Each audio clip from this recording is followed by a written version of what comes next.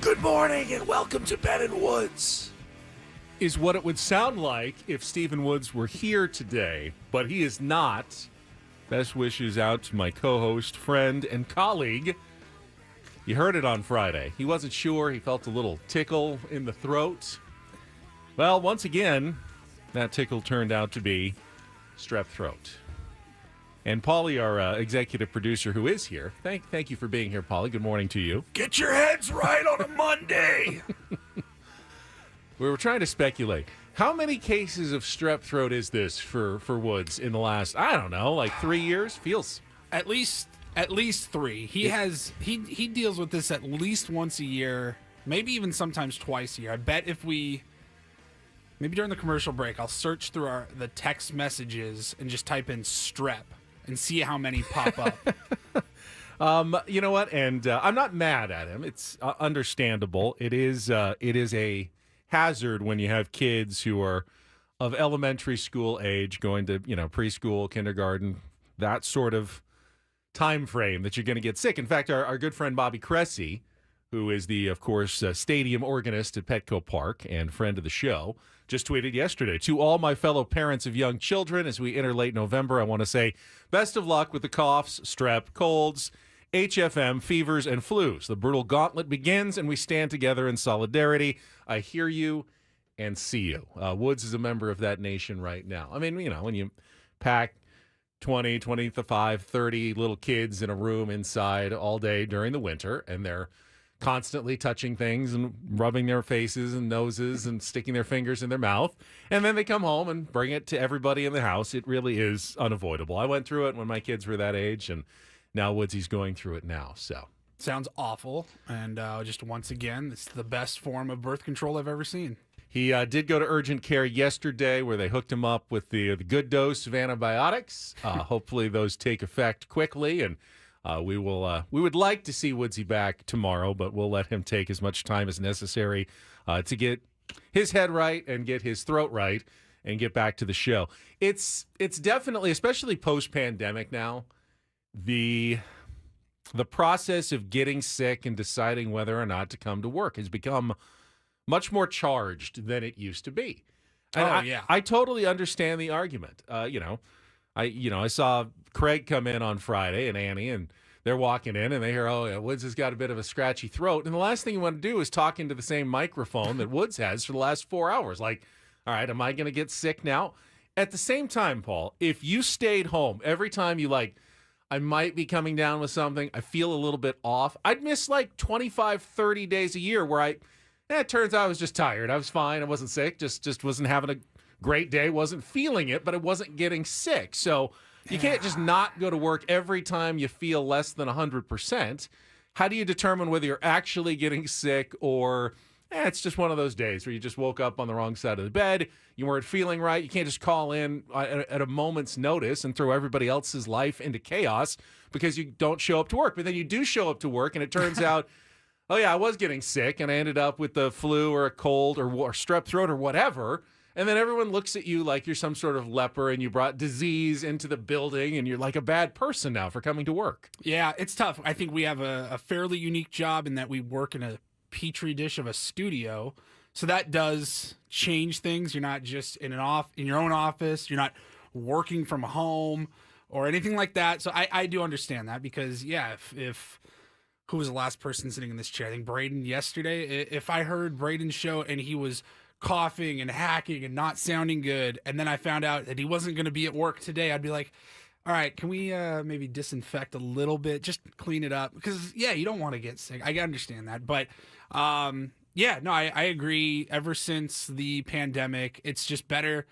It's better to be safe than sorry. You don't want to get anyone else sick. And, like Mike Tyson said last week, who cares? We're all going to die. Yeah, that's a good point. What does anything matter? What does one day of work matter? The nihilist Mike Tyson. And, I watched the fight on Friday. You watched the fight on Friday. I did. Everybody watched the fight on Friday. Honestly. I tried to watch it.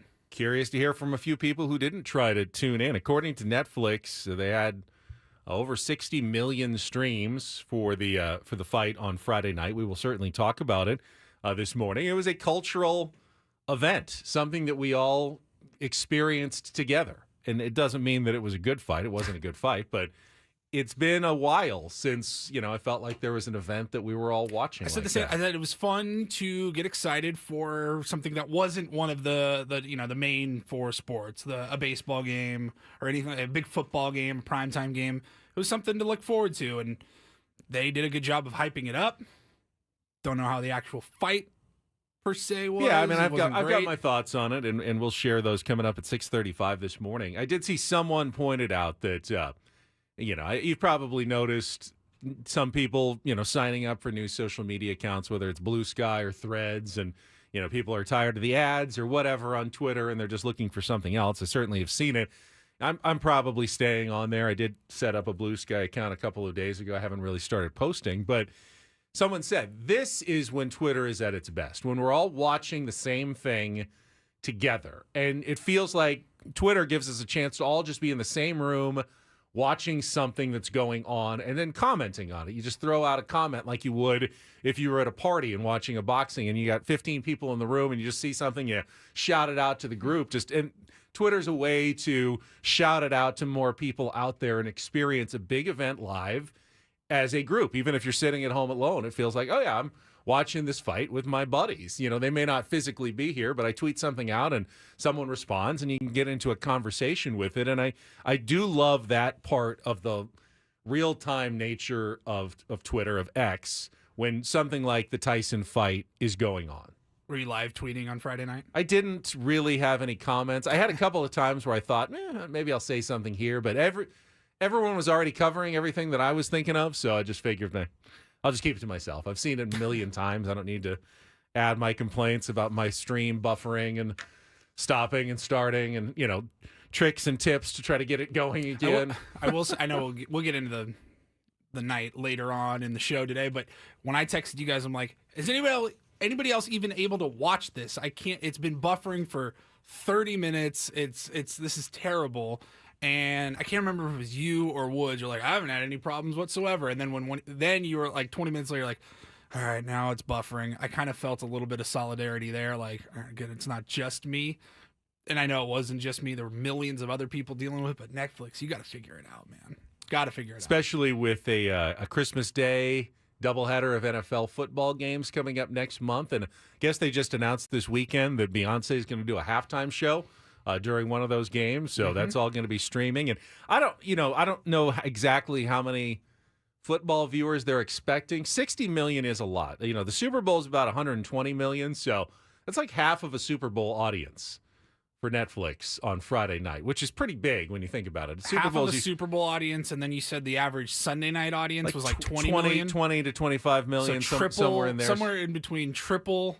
Yeah, a regular Sunday night game and half of the Super Bowl. So anyway, it's a lot of people. Now I don't know how verifiable that number is. It's not like Nielsen ratings that were sent out. That was simply Netflix saying how many people. And if I'm Netflix, I would like to tell everybody how many people watched my stream, because obviously they're going to try to do it again. Whether it's a rematch or another Jake Paul fight against another celebrity. I mean, people have shown they're willing to watch, which means Netflix is going to make money, which means the fighters are going to want to do it because they're going to make money. We're definitely not at the end. This wasn't the last celebrity, promoted boxing fight by a social media star that we've ever seen. There's just too much money to be made to think that it's over. They did a good job of promoting it, because I was definitely interested in it, and even let myself believe that 58-year-old Mike Tyson had a chance. He didn't. He did not. No. At really any point. I mean, maybe, we'll talk about it. Maybe if like a first round he got in a lucky blow, but once that didn't happen, it was pretty much over. So yeah, we'll talk about the fight coming up later, because that's what everybody was watching on Friday night. And if you didn't, maybe you're lucky you missed a bad fight, or maybe you're not, because you missed an experience that everyone was sharing at the same time. And is that perhaps more important than being entertained by the good spectacle of sport, by just having something common that we can all share for an evening, which I thought was actually a good thing. No, to be able to sit on your couch or whatever and watch it on Netflix is great.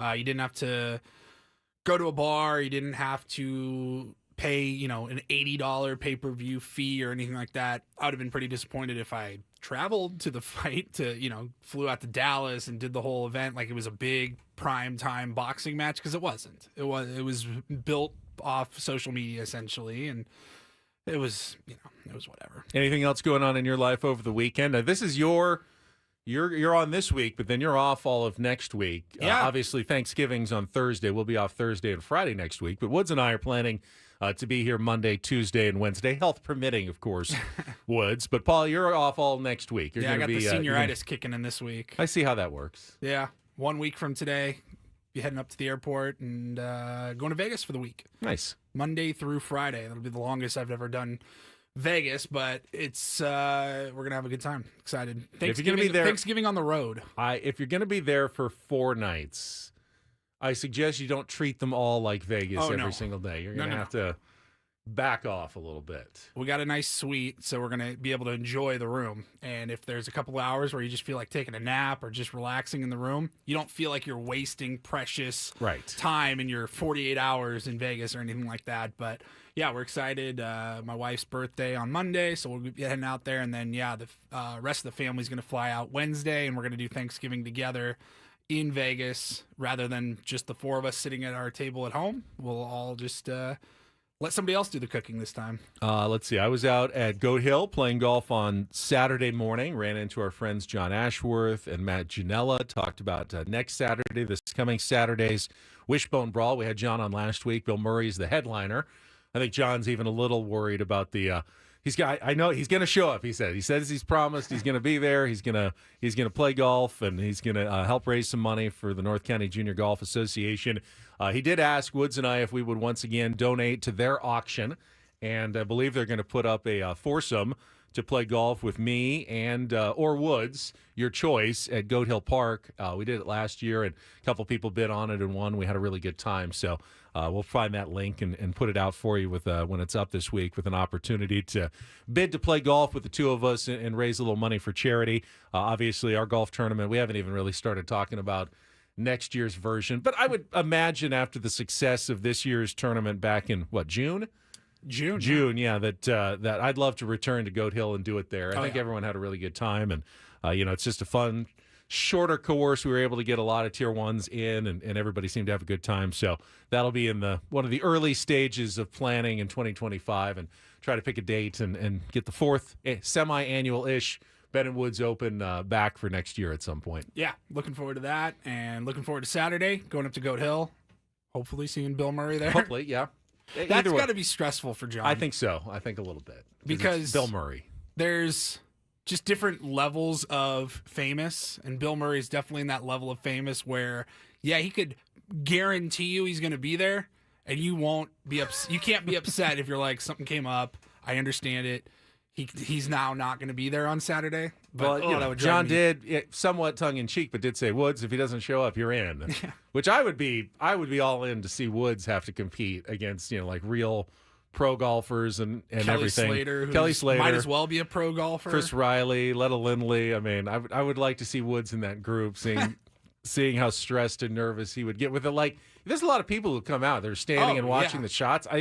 I'd be terrified to have to play in front of that kind of people. So I'm almost hoping he doesn't show up, and Woods then has to grab his golf clubs and fill in at the last minute. I'm trying to think of the most people that have ever watched me tee off ever. And the heckle hole at our golf tournament, maybe. I didn't play. Oh, that's right. We didn't play. We were just watching. So, yeah. I can't imagine. I mean, if you go out, at most, you have 3 other guys in your group. Maybe one of them has a buddy or a girlfriend or something.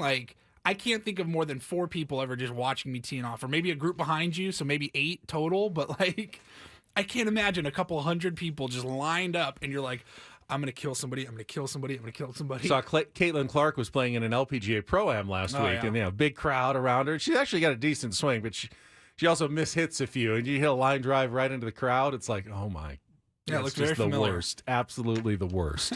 It's also a big day here for college basketball fans. The number 4 team in the country, Gonzaga, is in town. I'm going to be at Viejas Arena tonight. That's the plan, at least, to see San Diego State's big game. We'll talk about that coming up. We will set the menu for a Woodsless Monday edition of Ben and Woods when we come back. I believe Kelly is also off today. We have Vicky Pepper doing Vicky. traffic.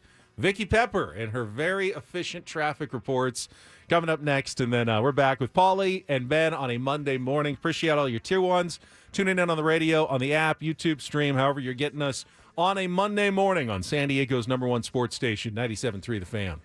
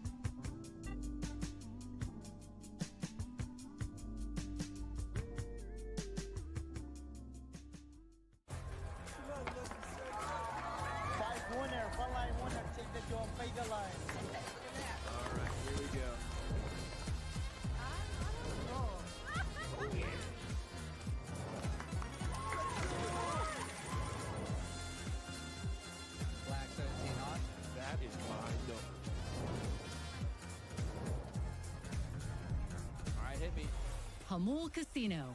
Fun above all else.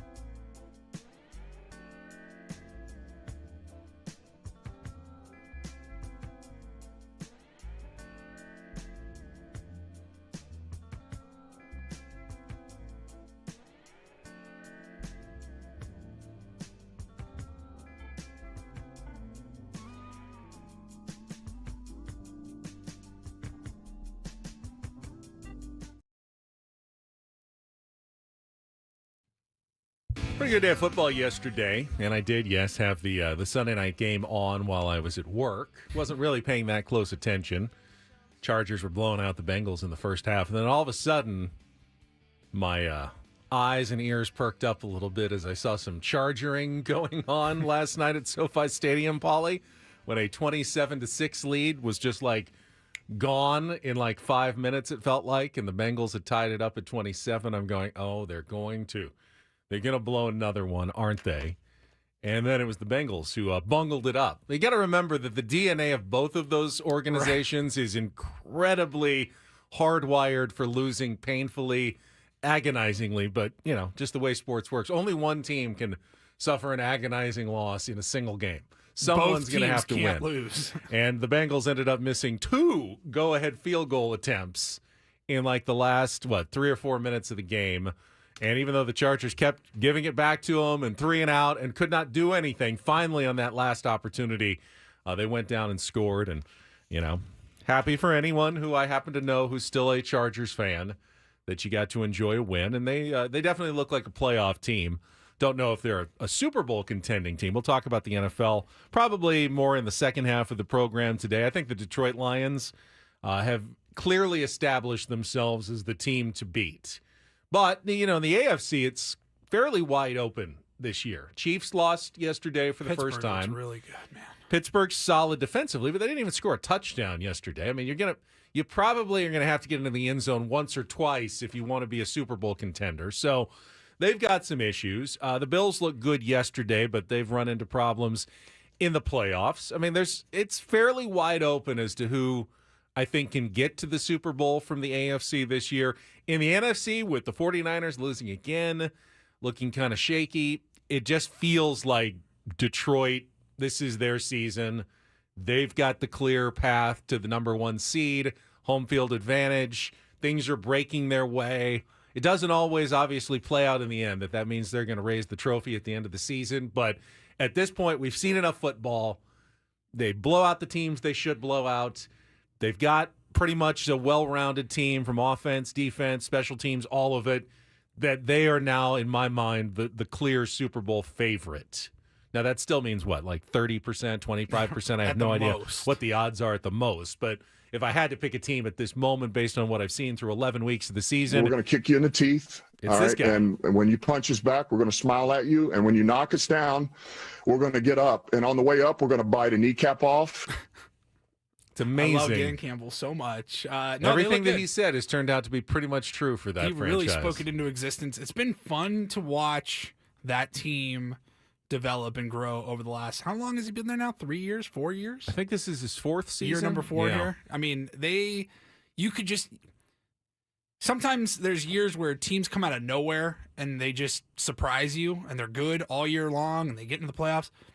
And the Lions, you were able to like see the growth. And even in year 1, you're like, all right, I think they only won like 4, maybe 5, 6 games. But you go, something's there. They've got something happening here. They make a huge blockbuster trade at quarterback for quarterback with LA. And you've just been able to see them get better and better and better. It seems like every week. And, you know, while I haven't seen any physical biting of kneecaps, metaphorically, it's exactly what they've done. They took their shots early, but they continued to improve. They continued to get up and get better. You know, they took that step to the playoffs last year, fought, lost, another setback, but they're climbing their way, dusting themselves off, getting back up again, and now they've got what I think is potentially the best team in the NFL, just as Dan Campbell promised when he was hired, and we all made fun of him, thinking this guy is the biggest. It's crazy. The biggest lunatic that has ever been given an NFL head coaching job. But everything he said has pretty much been willed into existence in Detroit, and I'm happy.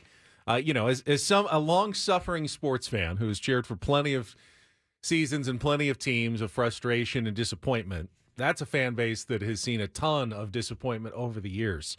Very little success for the Detroit Lions. You do have a little bit of solidarity with those fan bases, absolutely, right? Absolutely, and I am happy for them. I'm not going to consider myself one of them, but if they win, definitely not going to be sad about that.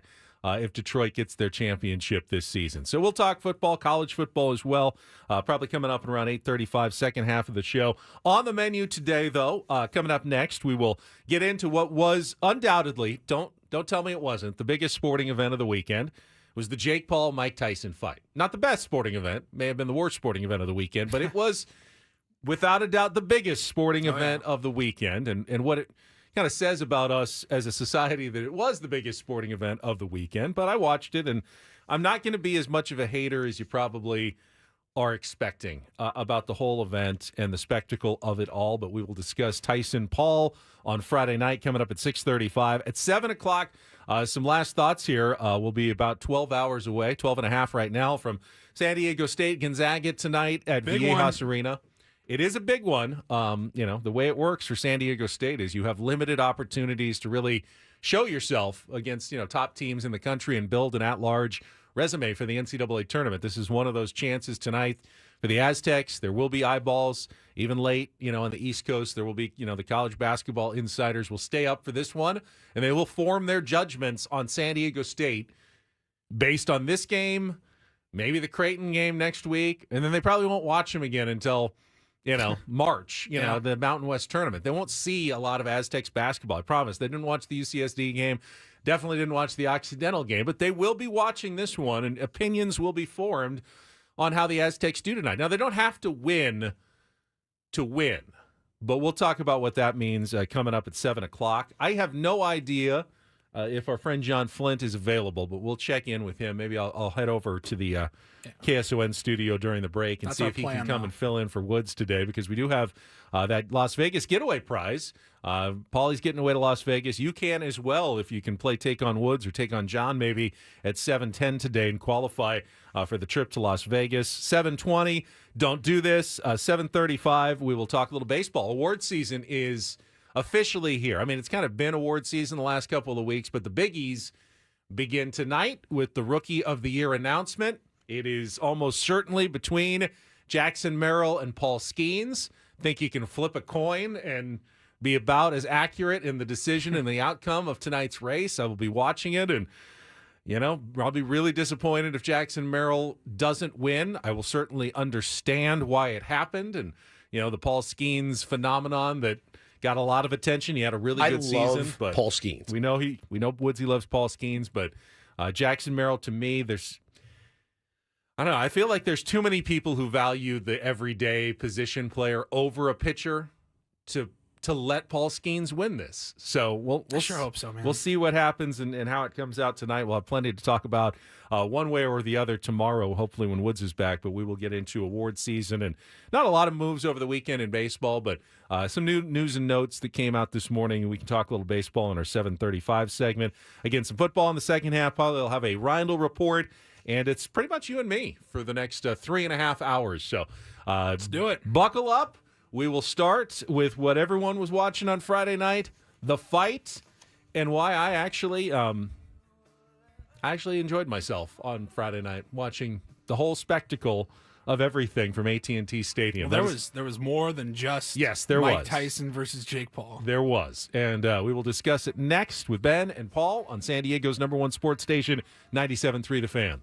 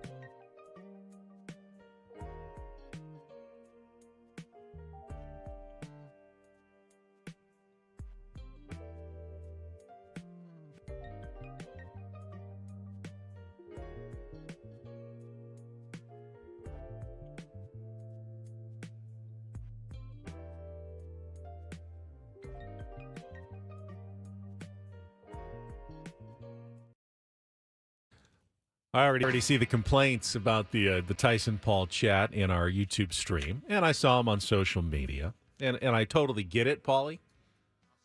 But at the same time, let's be honest. There's nothing sports fans love more than the opportunity to complain about something. It's in our DNA. If there was nothing to complain about in sports world, if we didn't have coaches making dumb challenges, if we didn't have players calling stupid timeouts at the wrong moment, we wouldn't love the sports the way that we do. It really gives us an outlet to freely complain about something without consequences for the most part. You can't complain about your boss or your coworkers, maybe privately to your spouse, you can, but you can't do it on social media. You can't really do it in the company meeting in front of the boss. I mean, you can't. It's just, it doesn't work. But we can do it on the radio.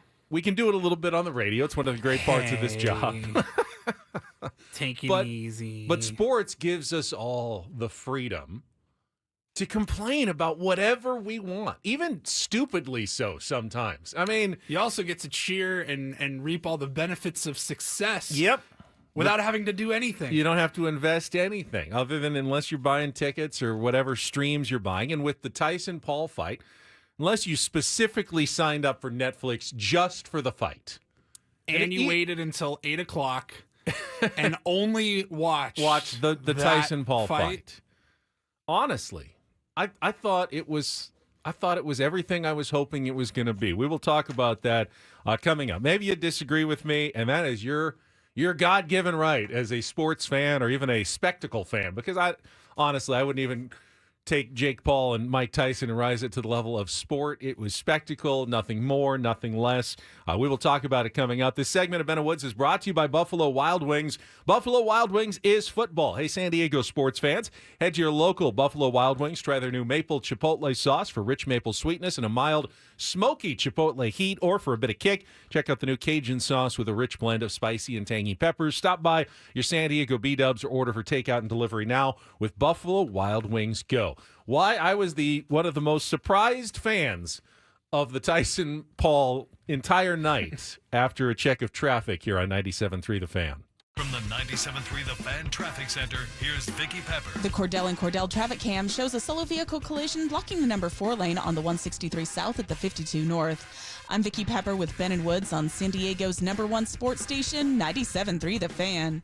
All right, we are back. She is efficient, man. Vicki Pepper gets that traffic, gets it done, gets back to Ben and Paul here on 97.3 The Fan. So, yeah, 60 million people, according to Netflix, streaming in, as many as 65 at certain points, to watch what was truly a very bizarre and unusual event on Friday night. And I guess it all depends on what your expectations were going in. If your expectations were for a championship-level boxing match between those two guys, I don't know what to tell you. Then your expectations were completely Ridiculous. Just off the reservation in terms of what was going to happen for that evening. It was never going to be about good boxing in that fight. But guess what? If you tuned in, and I'll say I flipped it on at the very beginning just to see kind of the intro. Mm-hmm. And then my buddy Scott was in town and we went and grabbed a bite to eat. So I didn't see how many fights were there overall?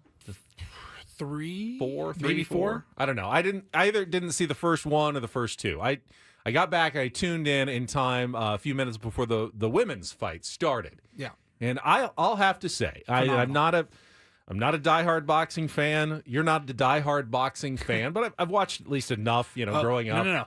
I was a boxing analyst on Friday night. Like, I'm assuming a lot of you were. 'Cause I've watched maybe 5 boxing matches in my entire life, like start to finish, and yet I was screaming at the television during that. Did it feel like Amanda Serrano was robbed from a lay person's perspective? I certainly thought so. In every sense of the so word. So did the commentators that were watching, the stats that said she landed many more blows than Katie Taylor. Whatever the outcome should or shouldn't have been, every great boxing spectacle needs a horrible decision. That is one of the great things. Again, going back to your love of complaining about stuff, that was right there. We could all complain on behalf of Amanda Serrano, and as little as I know about boxing, that was one entertaining 10-round fight between those two women. One of the best fights I've ever seen. Who absolutely went toe-to-toe. As good as I've seen in probably decades. Haven't watched a ton of boxing in the last 15, 20 years, but as good as I've seen in decades with two fighters who absolutely wanted to win, left it all in the ring. Like every little bit of themselves left it in the ring. I mean, there was a point when you thought they might call the fight when Katie Taylor had more than a couple of questionable headbutts and cut. You had Amanda controversy, Serrano right which above is her what eye. we want, right? We want controversy. We got it with the headbutt, and her trainer, Serrano, was it Serrano's trainer who came out and just grabbed the mic and go, that's what she does. She headbutts and, had that moment. And, it looked like her eyelid was hanging off her face, and they're going to call it this fight. The work that her cut man had to do, and they really got in there with those Netflix and that was in, cameras. Like, the 3rd round, like to see her just keeping her together for that fight, and yet she still went in there every single time. And then, the point penalty against Katie Taylor. I mean, if you were watching all this was compelling theater, and that was real sport. Though that was real, genuine sport. If that had been the main fight. And they had said good night after that, I think we would have all been pretty happy with what we got to see and witness and watch. We would have been outraged by the outcome because we don't really know anything about boxing, but everyone seemed to agree. If they fight again, and I would imagine they will. I know they've already fought twice, and Taylor's won both times, but I would probably tune in, maybe even pay money to see those two women fight again. I wouldn't pay money to see Jake Paul and Mike Tyson fight again, but I might pay money to see Amanda Serrano and Katie Taylor get into the ring again. And they had a lot of respect for each other as well. I know Serrano left a message, sent a social media message saying, hey, I'm sorry if I accused her of headbutting. I know that's just kind of how her fighting style. She's not doing it on purpose to headbutt, but it certainly took its toll on Amanda Serrano. And I thought terrific theater for that women's title bout on the undercard. What else were you expecting on Friday night? I was expecting weirdness, like something bizarre. It's Mike Tyson. Something bizarre is going to happen that has us talking. And there were a couple of moments, but the one was the moment pre-fight live interview. It's one of the funniest things I've ever seen. With Mike Tyson's son conducting an interview of his dad. I thought, oh, this is interesting. I don't really know anything about Mike Tyson's son, but here he is interviewing his dad, actually getting him to see in the ring. Like, back in the day, he was obviously, not around or, too young to remember any of Iron Mike's actual fights. So this is kind of cool. His son gets to be here, and now he gets to interview him for Netflix. And they have they go through kind of an awkward father-son interview. And, of course, then Mike walks away at the end of the interview wearing nothing but his jock strap and it's just bare cheeks hanging out for the entire world on Netflix to see. I mean, so we were texting you, me, and Woodsy on Friday night, and that was right in the middle of my bout with Netflix's streaming issues. I just had the rotating, like, loading symbol for 20 minutes, and one of you guys were like, I can't believe we just saw Mike Tyson's ass. And I go, what? What are you talking about? So then finally it catches up. Are you saying metaphorically? Did he show something about his character? No. Yes. Literally. I thought you were like, oh, Ben, you're really showing your ass.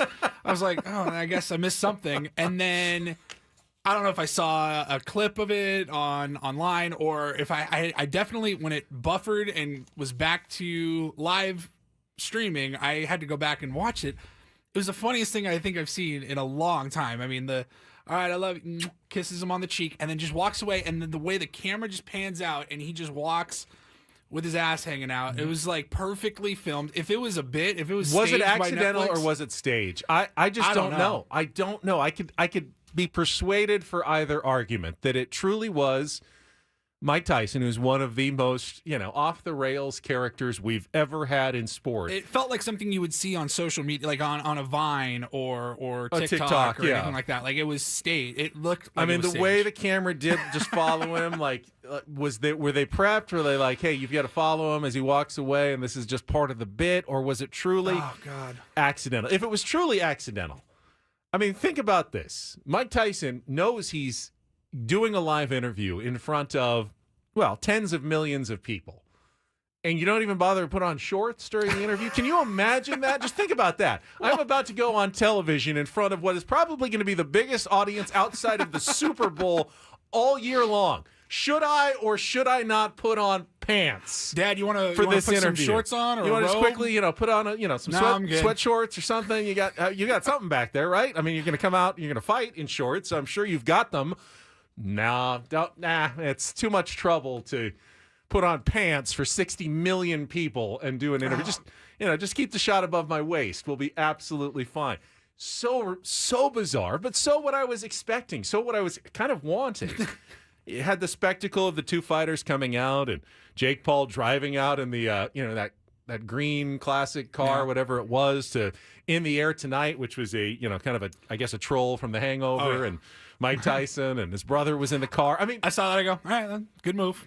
Well done. If you weren't expecting anything less of a troll, he's one of the most trolly human beings on the planet. He's made a fortune for being one of the most trolly human beings on the planet. I would have been disappointed if he had just come in, head down, thanking God for this opportunity, and I'm just going to try my hardest. Of course, you wanted the trolling. You tuned in for the Jake Paul experience. I know you think you were tuning in for Mike Tyson. You think you hate Jake Paul. You probably do. We all talked ourselves into that. But you were tuning in to see what Jake Paul would also do, and that was one of the things that he did. Now, Carlos says in the chat, why TF was Rosie Perez there? I don't know, but that's great too. I think she's done a bunch of boxing commentary. I think that's what she does.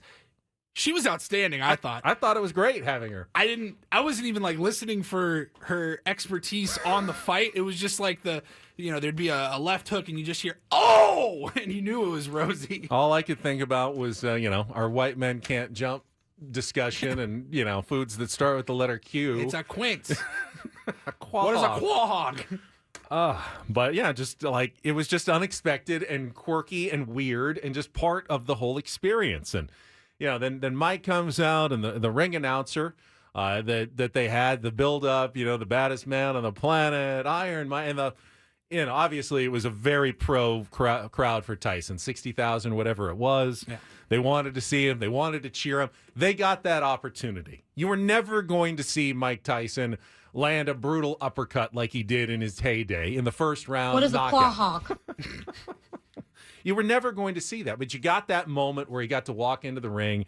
You got to see it. For someone who is, younger, who never saw Mike fight, you saw that, what it felt like about a Mike Tyson fight. You didn't get to see a Mike Tyson fight. You didn't even get to see close to what a Mike Tyson fight looked like, but you got the feeling, the anticipation of what we watched when we were younger, when he stepped into the ring, the excitement, the buzz surrounding everything. You got to experience that. And then the actual fight was perfect for me because it was getting, by the time they got into the ring, what was it, 8:30, 9 Something o'clock, like that, yeah. something like that. I think it was after 9 o'clock. It was after midnight when they finally started fighting on the East Coast. Yeah, I think they ended at like 9:30. So I was texting some buddies on the East Coast, and he was like, "Oh yeah, we went over to my boy's house to watch it." And I said to my wife, I go, "It is almost 1 a.m. over there, where my friends are watching this fight." And I go, "Netflix has got to obviously fix their streaming issues." And I don't know that it needed to be at 8:30 p.m. on the West Coast, 11:30 midnight on the East Coast. Probably could have done it a little bit earlier. Yes. Well, I'll say my experience was perfect. I watched the first couple of rounds, which were the best 2 rounds. That's when Mike still had some legs. He looked encouraging. Looked in the like beginning. I thought maybe this won't be the worst. And then the third round, you could see Mike getting tired. Jake was never going to, get close enough to let Mike land a big blow. So it was just jab, jab, duck away, run away. There was really very little boxing going on. And then I realized I fell asleep right around the 4th round and woke up again late in the 7th round and watched the 8th, and then it was over, and it was like, yep, wasn't much, didn't miss much. So perfect for me. I mean, I had like almost the perfect night. I even had less buffering issues than you do. I found a pretty quick hack. All I had to do was hit pause and then go back to watch live, and it would jump right in. It took me like 5 seconds to get it back going again if I just paused my Netflix stream and then went back to hit watch live, and it would restart and it would get going. It took me a little while to figure that out. Yeah. Had they not had those, streaming issues, I thought it was a highly successful night for Netflix, for Jake Paul, even for Mike Tyson, who lost and then, gave a really classy statement on social media the next day about being thankful for the opportunity to get back into the ring one more time. And he felt like, hey, this was a success for me. Honestly, as much as everyone wants to complain about it, my hat's off. I thought for the most part, it was what I was hoping it was, and it was exactly what it delivered on Friday night. Was it a mouthpiece issue, or were you just biting on your glove? What was that? Could you tell us? Oh, I have a habit of biting my gloves when I fight, yes. Why do you do that? I have a biting fixation. I've heard about that. I don't want to know more. Really? Mike Tyson has a biting fixation. Call it a performance, a stage show, performance art, whatever it was. And you can disagree with me. Did you think the fight was thrown or staged? I saw some clips going around of like Mike kind of landing a punch and Jake Paul sort of flinching back and giving him a look like, hey, bro, like, that's not what we're doing here. And I saw people running with that. It did feel like it was an 8-round sparring session. Yeah. You didn't see either. I mean, you got to think Jake Paul, even at 27, 28, whatever, however old he is, he's in much better shape. He's much younger. You got to think he could have landed more punches if he wanted to. I have no idea. Or do you think they were both just like, hey, man, I'm getting 20 million, you're getting 40 million, let's just make this thing last? I think Jake Paul even said something like, I didn't want to hurt him, I wanted to just make this last or something. I don't think that cheapened the event for would you? Anyone would have been disappointed if it ended in a 2nd round knockout either way. I mean, that would have been fascinating as well. I don't think anyone would have felt that's what like everybody was hoping for. Yeah, exactly. They got ripped off for it. So I don't know why that they would intend on going to the distance other than, you don't necessarily want to be the guy who embarrasses Mike. I actually think Jake Paul didn't want to embarrass Mike Tyson. I think there was some respect there from Jake. As much trolling as he did and calling out as he did, in the end, I felt like Jake Paul actually respected the heck out of Mike Tyson for getting in the ring at age 58 and doing that on Friday night. And I actually thought that that was genuine. And if that actually led to the fight being worse because Jake was like, this guy is not going to be able to touch me because he's 30 years older than I am, so be it. So be it. My expectations were low, and they were exceeded. By quite a wide margin. When you take the night as a whole, my very low, moderate expectations that I wasn't even sure I was going to watch it were exceeded. Like I said earlier in the show, it was fun to have something other than, a baseball game, a football game, to really, have on the calendar and get ready to watch. I see opposite opinions. I get it. That was an awful match. Not entertaining. You just get what you get out of it if you're watching something like that. All right, we'll continue. More Ben and Paul coming up next year on 97.3 The Fan.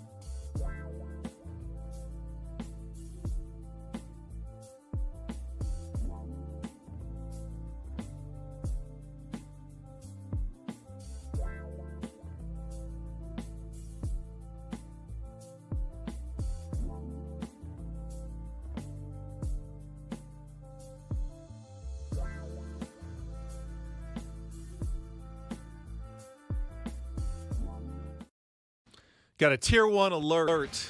Welcome back. It's Ben and Paul. Woodsy, best wishes out with strep throat. Take those antibiotics. Hopefully we'll see you tomorrow, Woodsy. Get well soon, buddy. Andros in our YouTube chat just came in about 10 minutes ago saying, sorry to come in here and do this. I've got a Ram 5500 with a 16-foot flatbed that I need to get towed on the side of the freeway right now. Oh, boy. Anybody have any good tow companies they can recommend? He says, can't use AAA because it's commercial. That just sounds like a nightmare on a Monday morning. What a horrible way to start the week. Andros, I am so sorry for you. And I hope that, I don't know where you are exactly, but hopefully that you're not stranded forever. What a terrible way to start the week. I can't. Yeah, that's... Somebody please go help him. We'll put Vicky Pepper on the case, and she will devote at least 4 seconds to your plight in her next traffic report, possibly. There is never a good time for car troubles, ever. Like, you're never like, I'm just going to drive around aimlessly for a few hours right now. Oh, darn, my car isn't starting. It's always on your way to work. Oh, of course. On your way to meeting somebody. Like, it's never on the way home, right? I mean, maybe he's on his way home. I mean, on the way home ain't great either. It's not great, but it's at least better you're not than on the way to feeling work. a ton of pressure. It always feels like it's the worst time. Last time I got a flat was on the way to work, of course, and you're like stuck. You got to call your boss and go, I don't know. I mean, I'll probably be there. I'm going to be a little bit late, just to, contingency plans just in case I don't make it. And just wrecks your whole day. So I feel for you, Andros. And I see some Tier 1s offering some suggestions in the chat. Hopefully, that sucks. Hopefully that he finds someone that's able to tow. It's like obviously it's bigger than a normal. You can't just have a regular tow truck. It's like a heavy duty sort of vehicle. So anyway, not a great way to start your Monday. I'm sure Woods is feeling the same way. Now he had the kids just by himself all weekend as well, with Hannah out of town, and obviously he was already getting sick on I was going to say, this Friday. didn't just pop up last night or anything like that. He sounded pretty bad. I think he was feeling it a little bit on Thursday. He did not sound good on Friday. I know he got out of his plan to go to Belmont Park on Friday afternoon. That's right. Thanks to iPads and Crunch Berries. That was the exchange. We'll do Belmont Park at a later date in exchange for iPads and Crunch Berries now. Sounds very much like an AJ Preller trade. Like, I will give you iPad and Crunch Berries now for a later trip to Belmont Park. And a player to be named later. We will defer Belmont Park. But so that's a Dodger move, actually. We're deferring Belmont Park for the Crunch Berries and the iPad now for the kids. But now that, we knew he was getting sent that over to us, I go, man, Crunch Berries and the iPad, that doesn't sound like the worst Not Friday bad night Friday. I've ever heard. Yeah. And I think he did. I think he did watch the fight and just kind of slowly continued to deteriorate over the weekend until he made it to urgent care yesterday and had to get his antibiotics. And we got that text. It's always it's not a great text to get, obviously, Paulie, that either one of us is not going to be there, especially, within 12 hours, 13 hours of the show, whenever it was yesterday afternoon, when he said, I don't think I'm going to be able to make it. He actually was pretty good. He told us kind of late in the morning, I think. Yeah. So we had as much time to plan as possible. As soon as he texted us, I was like, I'm planning on him not being there, and that's fine. Like, neither of us want to get sick either. Annie and Craig, they don't want to get sick. Elisa says parenting while sick is the worst. I can't even imagine. That sounds awful. Solo parenting just makes it twice as bad.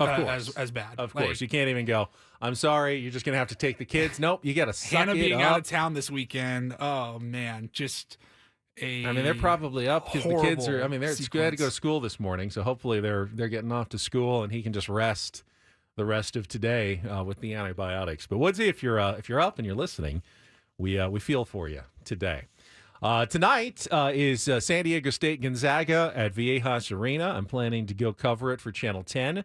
So we've got Monday Night Football, so I'm not on until that works out well after the game, it's kind of weird because it's usually the newscast starts around 8:30 after Monday Night Football, and then we're on for like 45 minutes. So, and I'm on kind of near the end, so I'm hoping the game ends, and then they've told me if the game is over, I can go down to the court and go live right after the game. But if the game is still on, I have to be all the way out in front of Viejas Arena because you're not allowed to go live inside the arena while the game is still on because CBS Sportsnet has the television rights until the game is over. So it's kind of weird situation. I'll either be standing outside talking about a game that's not quite over or I'll be down on the court. Who knows? Maybe even they'll, throw Dutch my way during the post game. So you can tune in after Monday Night Football tonight to ABC 10 News. And I'll have coverage, but I should be able to watch some of the game. Looking forward to this one. I heard Mark Few, the Gonzaga coach, talking a little bit about San Diego State. There's a lot of respect there.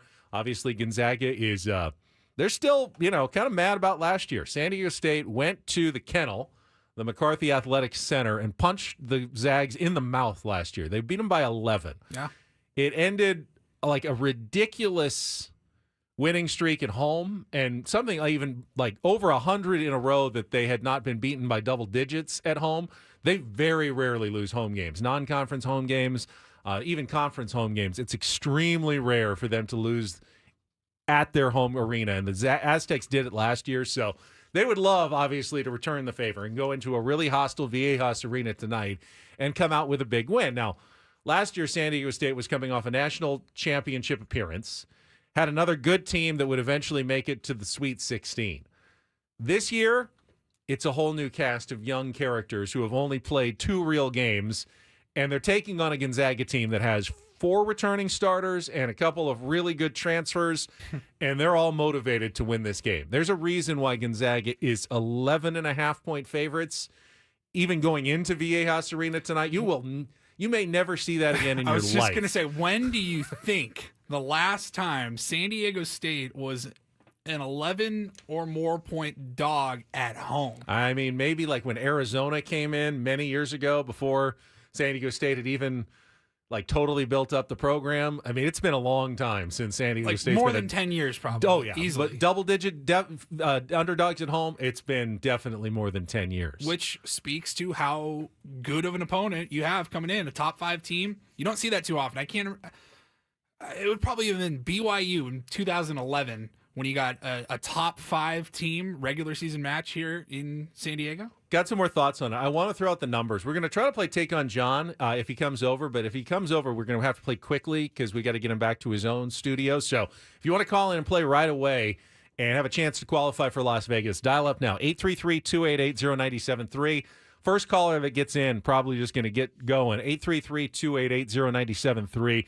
Call in, chance to play Take on John for an opportunity to win a trip to Las Vegas. So, yeah, I don't know. My expectations, I could see this going a couple of ways.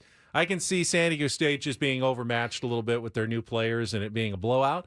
I can also see the crowd at Viejas Arena, carrying them. They hit some shots, and it could be a really good game that goes down to the wire and one of the better college basketball games of the year. I just don't know how it's gonna play out tonight. I do know that however it plays out, will be very important.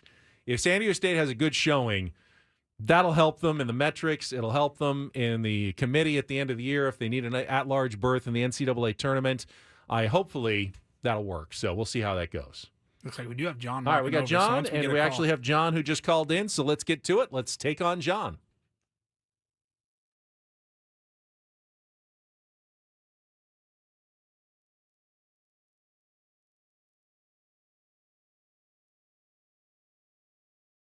To take on John today, brought to you by Valvoline Instant Oil Change. It only takes 15 minutes. You don't have to get out of your car. For directions and discounts, go to SoCalOilChange.com. That's SoCalOilChange.com. And is this John on the line?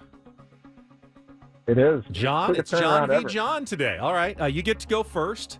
And with John Flint coming in, I got a classic category for you. So Woodsy's already played this one, but I'm guessing you haven't, and John has it. It's called Feelin' Blue. So we've got 5 song titles that all begin with the word blue. If you can beat or tie John, you will qualify for the trip to Las Vegas, 2 nights at the Westgate, 2 tickets to Soul of Motown, and a $150 food and beverage credit. You can get your own tickets at westgateresorts.com. So you know the rules, John. You got 60 seconds, 5 questions. If you don't know once they pass, we'll come back to it. First question's the 2-second song. Paulie's queuing it up now. You need to give me that song title that starts with blue and the band to score that point. You ready? Ready. All right, get right to it. Paulie, you're good to go? I'm ready. All right, 60 seconds on the clock. John, the category is Feelin' Blue. Your time begins when Paul plays the music. Good luck. Let's take on John.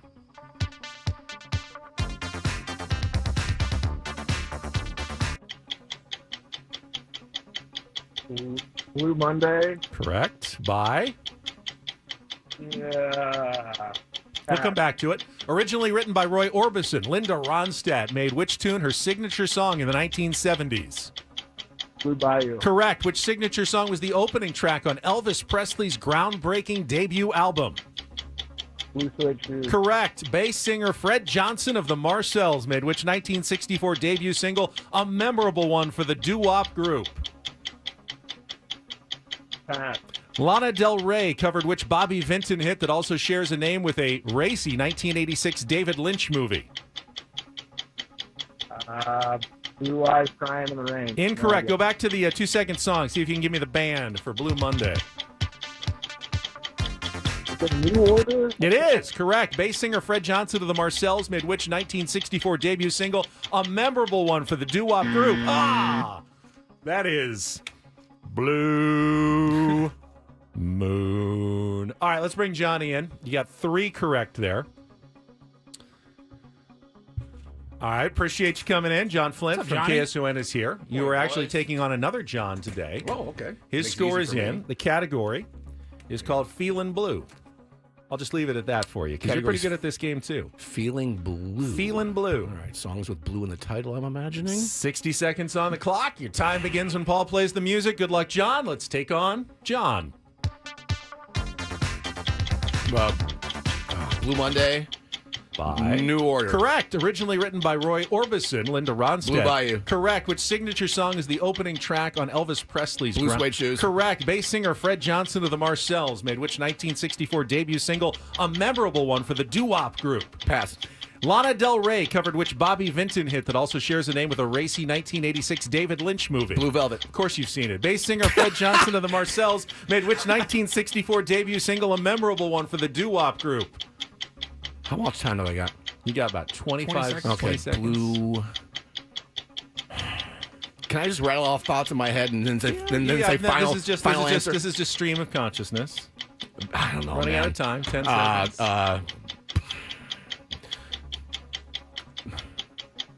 I'm feeling blue. I don't know.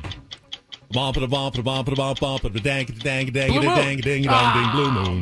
moon, blue moon. Is that you singing? That is me. That was That awesome. is me. Thank you. You did win though, 4-3. Oh. John, another victory for That was tough. our guest. I will let you go back. I know you had a busy morning. No, I Thank wanna you for hang in coming here. in. It's nice and I know toasty in you this do. studio. It's so we're freezing in We're ours. planning on a giant showdown between you and Woods in our Christmas extravaganza. All right, man. Woods is pretty good. That's at least the plan. You're pretty good too, though. Thank the you. ultimate championship. I mean, We're going to stream it on Netflix. really? It's going to Well, stop and Netflix. start every 7 seconds. Let me It's going pull to my be pants on. You guys can see amazing. my ass. Hang on, let me walk There you go. out. Exactly. That's a big interview. Thanks, guys. Thank you, See you, Johnny. Johnny. John Appreciate Flint it, coming buddy. in. John, thank you for playing. Wasn't to be. John is very good at this game. It's going to be an epic showdown when he and Woods square off. We have to make that happen. Man. Hopefully, we can make that happen in our Christmas and holiday Man, extravaganza.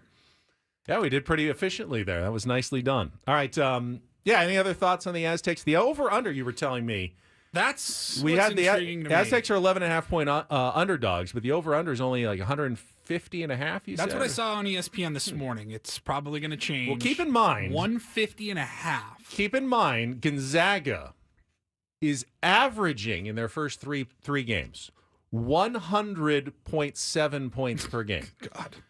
And it's not like they've played the Sisters of the Poor. They played Baylor, a top 10 team. They played Arizona State, a good Big 12 team. And then I think they literally played the Sisters of the UMass. Poor in their Yeah, third. UMass Lowell in their third game. But they score a ton of points. Their offense is the most efficient so far in the college basketball season. Yes, it's early. They've got scorers all over the place. They can put up points. Now, the Aztecs, known for their defense, they will make it tougher on Gonzaga scoring. But San Diego State's offense, again, they were just taking on a D3 school, but they've got multiple shooters, a chance to score maybe more than they have in past years.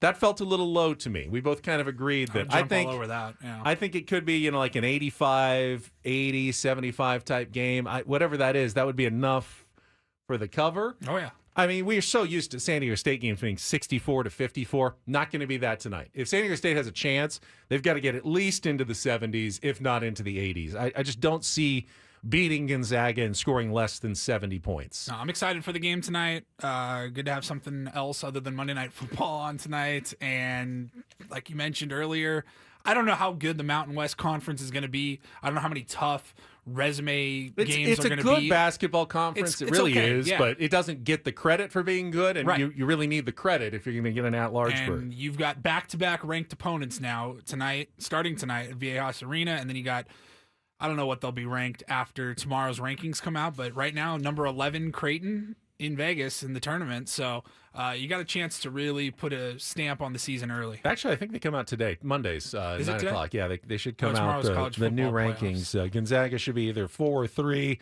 and Creighton should be somewhere up there as well. So we will see what happens for tonight. Little blue suede shoes to take us to Vicky Pepper's traffic, and then we'll come back with a don't and do this for a Monday morning. Bills Mafia. Got to be a little bit better than that.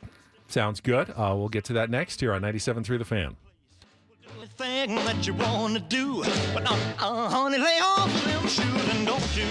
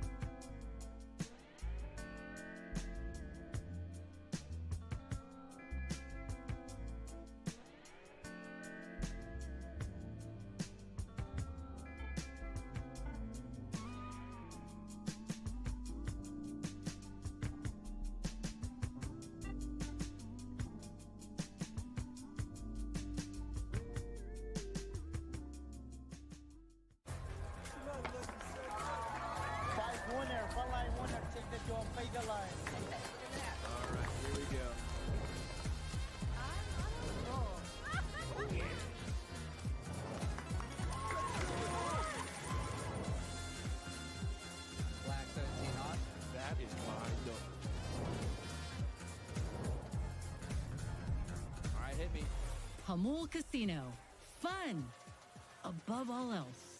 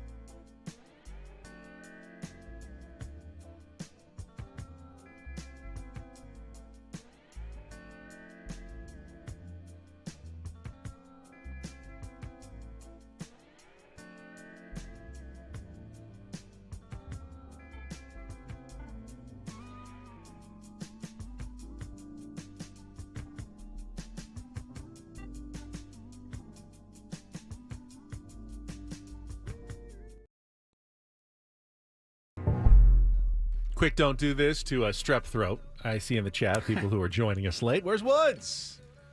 Woods is down. The bacteria in his throat got him again. He's on antibiotics. Hopefully he will be feeling better and rejoining us as soon as tomorrow. But no Woodsy today. You got me and you got Paul, and you got a couple of stories from the world of sports that make you shake your head. And I will start today, Paulie, in the NBA. We'll start with the Charlotte Hornets, actually. We don't talk a lot of Charlotte Hornets around here. What do you mean? Well, yesterday they actually lost to the Cleveland Cavaliers 128-114. That was more notable for the Cavs winning. They are the fourth team in NBA history to start 15-0 or better. Even though Donovan Mitchell, they rested him because they just wanted to avoid putting too much mileage on his legs early in the season. They will play the Boston Celtics on the road tomorrow. Toughest test of the year. 15-0, that's going to be put to the test. You know that Boston would love to take them down. But the don't do this story actually goes to the Hornets and LaMelo Ball, who learned a very expensive lesson, or at least got a very expensive lesson over the weekend when he was fined $100,000 for what was basically an offhand, almost under his breath comment during a post-game interview, but it was a homophobic comment that he just threw in. I kind of had to search it out, because the NBA doesn't announce exactly what he said when they announced the fine. They just said a homophobic comment during a post-game interview after the team's game on Saturday night. And so I kind of searched it out, and I was struck by how it's kind of natural. It just kind of flowed off of his tongue. I don't think he was even being necessarily he didn't think he was being derogatory when he said it. He just said it because he didn't think he was saying it with hate in his exactly. voice. It was just part of his lexicon, which is unfortunate. So hopefully he can exercise that from his vocabulary. And the $100,000 fine by the NBA should reinforce that message that needs to be a little more careful about choosing his words. $100,000, I think, will go a long way. Probably going to remember that. Yeah, probably not going to say that again. Yeah, I'm going to put Bills Mafia on blast. We've given them their kudos over the years for some of the cool things that they've done. But yesterday, I think they crossed the line that you don't need to cross. Of course, the Bills getting ready to host the Kansas City Chiefs. And look, I'd be the first one to say I've made fun of Patrick Mahomes' voice. He's kind of a Kermity, right? We've all made the jokes. But what you don't need to do is there was a photograph going around somewhere in Buffalo or near the stadium. It was right outside of the stadium. So when everyone's tailgating and jumping off of trailers through tables and all of that, there was a Kermit the Frog doll in a red number 15 football jersey hanging from a lamppost, street pole. And all right, go ahead. Think about why this is inappropriate, Bills fans. Just spend several reasons. 60 seconds before you string up Kermit the Frog and put him in a Patrick Mahomes jersey. Why that could have connotations that aren't exactly what you're probably going for in your pregame, tailgating festivities. They put a wig on the Kermit. It was very clearly supposed to be Patrick Mahomes, a black man. Yeah. Not a green frog, but you put him in a Patrick Mahomes jersey. Get it? Understand why that was a don't do this moment, Bills fans? Now, I know sports. They're testing. It's like that karma thing. It's bad karma. Yeah, and then, of course, the Kansas City Chiefs went out and, plastered the field with the Buffalo Bills. But they didn't, because it doesn't really work that way. You can't jinx your team. You can't really give your team bad karma. It's going to be decided on the field. This, in the parking lot, had nothing to do of course with how not. the game played out. And I try to make this point. So I was having a breakfast yesterday with Shelly.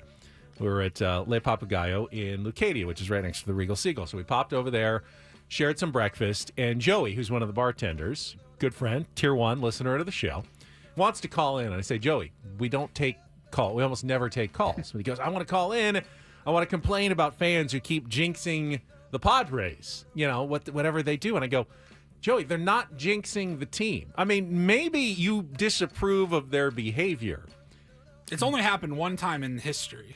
That's what's in. We were doomed after that. But don't you realize that, he's He's militant about it. Like, if you're watching the game and you moved, like they were doing well and then you switched couches or something, it's your fault that the team is now starting to lose. And I tried to point out to him, don't you think there are fans from the other team, tens of thousands of them who are doing something that you would consider a violation of the karma, a bad jinx? Everybody's doing it all the time. It's impossible to track exactly who is responsible when something goes wrong at a sporting event, other than perhaps, the athletes who are actually on the field participating in the sporting event. And I know I take some of the fun out of it, that people actually enjoy the jinxing thing. But when it affects your life, like you and Megan sitting in the car when Joe Musgrove was throwing his no-hitter, and you couldn't leave the car. Bro, we had tickets. Now, you didn't... We missed the show that night. Now, you wanted to hear how it happened. That was not necessarily because you thought it was bad luck if you got out of the car. You just didn't want to miss it. But there was a little element of there's no-hitter superstitions involved for every fan. It was the first one. I was like, I'm not missing this. We're not moving. You have no impact on the game, especially if you're not at the stadium. Joe would have thrown it either way. He doesn't know what you're doing on your couch, in your car, whether you're switching from television to radio. They don't know. They're at the game. They're not thinking about you. They've got no idea what's going on. Try not to obsess about it. The universe knows, Ben, says the Gizinator. Moderator in the chat. All right, finally, I like this. Adam actually sent a do this story over the weekend. DD mega doo-doo. Kennesaw State football school in Kennesaw, Georgia, fired their coach last week. His team was struggling. I've talked to Steve Fisher, is a big opponent of firing college coaches during a season. It's like, what are you going to do? I mean, you can't turn it around. Once the season's gone, it's gone. Just let these guys finish it out. Now with the transfer portal and everything, that may be changing where you kind of need to get a jump on everything for the next season. So I can at least say, look what the new coach did. We turned things around. We won 3 of our last 4. Yeah, you can debate it or not. But so they fired their coach, Brian Bohannon. But that's the do this part of it, is that you would totally understand if you just got fired as a head coach. The last thing you'd want to do, you just, all right, go on vacation, get away from it. Like, they don't want me, I don't want you. But Brian Bohannon felt like he owed it to his Owls players. I recruited them. I have been with them every step of the way. So on his own, he went to the game and outside the game and greeted all of his players as they arrived, just to offer his support, some hugs. And when was he fired? He was fired last week. When in the week? Was it he didn't get a chance to see the players? I would imagine he didn't get a chance to see all of them or address all of them. So, this is just days, I was wondering if it was later. Thursday or Friday, and he's like... I would imagine it would be early in the week. You usually fire a coach probably Monday. Sunday or Monday after a loss. But he wanted to make sure he knew that, hey, I may not be the coach anymore, but I still got your back. And there was a cool video of him just, pumping up all of his players as they walk into the stadium and being there, and handshakes and bro hugs. And I thought that was pretty classy from a guy who just got fired by his university but wanted to still be there and support his team. Yeah, it's a good move. I like that. And that is don't and do this for a Monday. That was Don't Do This with Ben and Woods on 97.3 The Fan. Also have a fun story that Paulie's got in his Reindl Report. Good news if you were a fan of Inside the NBA, and some news that came out this weekend about Ernie and Chuck and Shaq and Kenny and what their future is going to be. We'll get to that in our Reindl Report coming up in the second half of the show.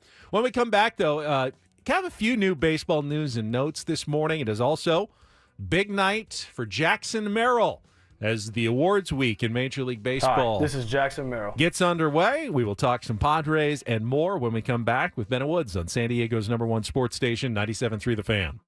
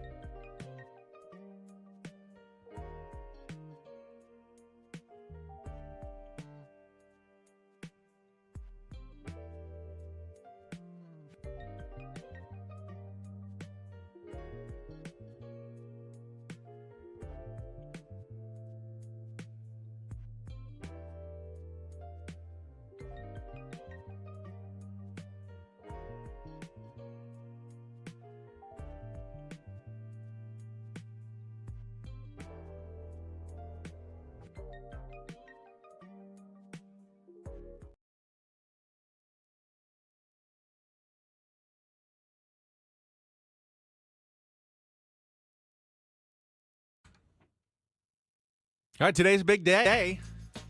Not just for Jackson Merrill, but for the San Diego Padres as well. Remember, there's another element to tonight's Baseball Writers Association of America Awards announcement, the first of 4 that will impact the Padres this coming offseason. If you don't remember, we will explain that coming up here after a check of traffic on 97.3 The Fan. From the 97.3 The Fan Traffic Center, here's Vicki Pepper.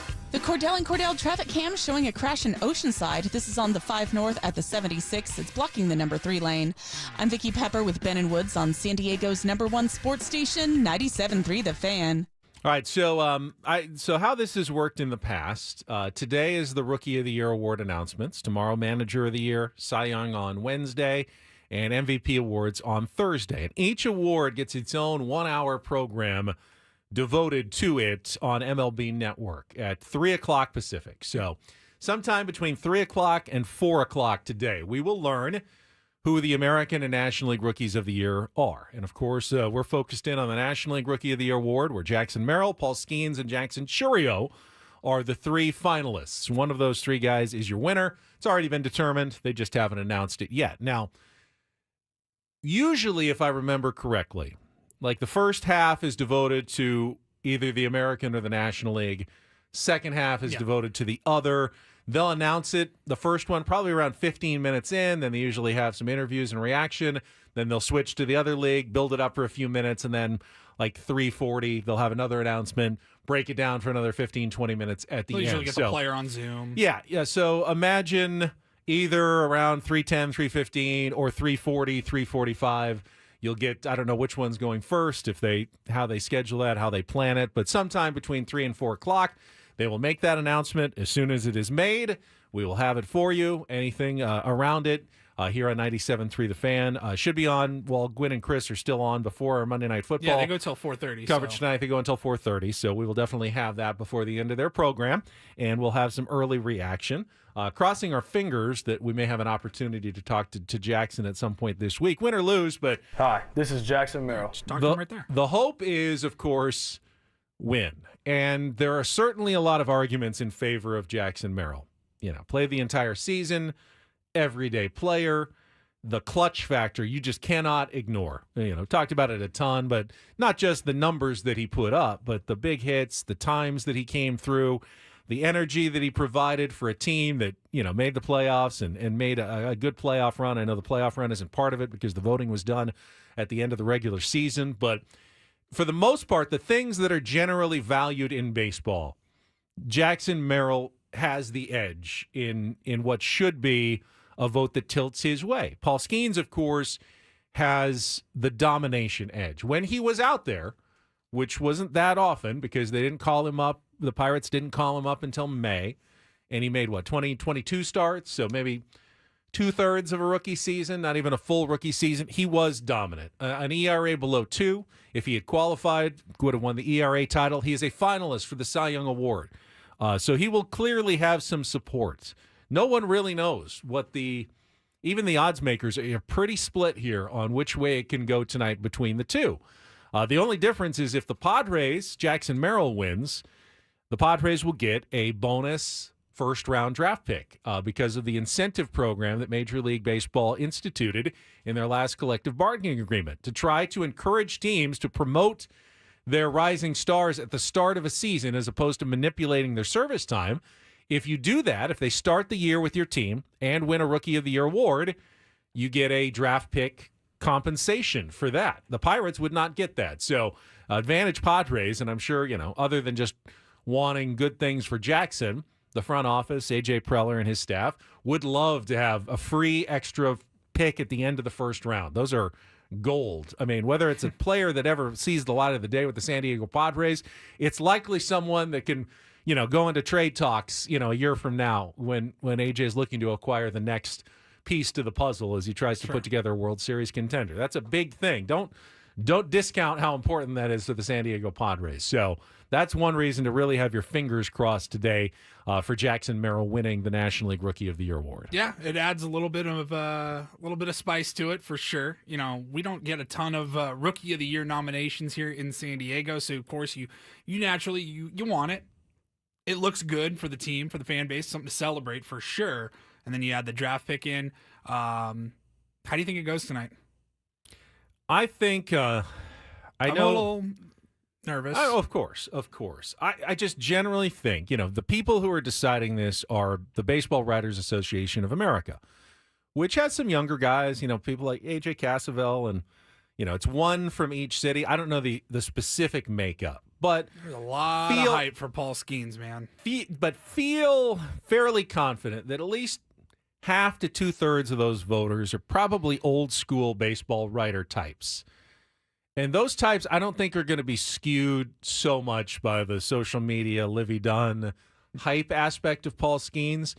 They have spent enough time around big leaguers and know how important it is being there every day and being a position player that I think ultimately this tips toward Jackson Merrill. I could be wrong. Could have egg on my face tomorrow.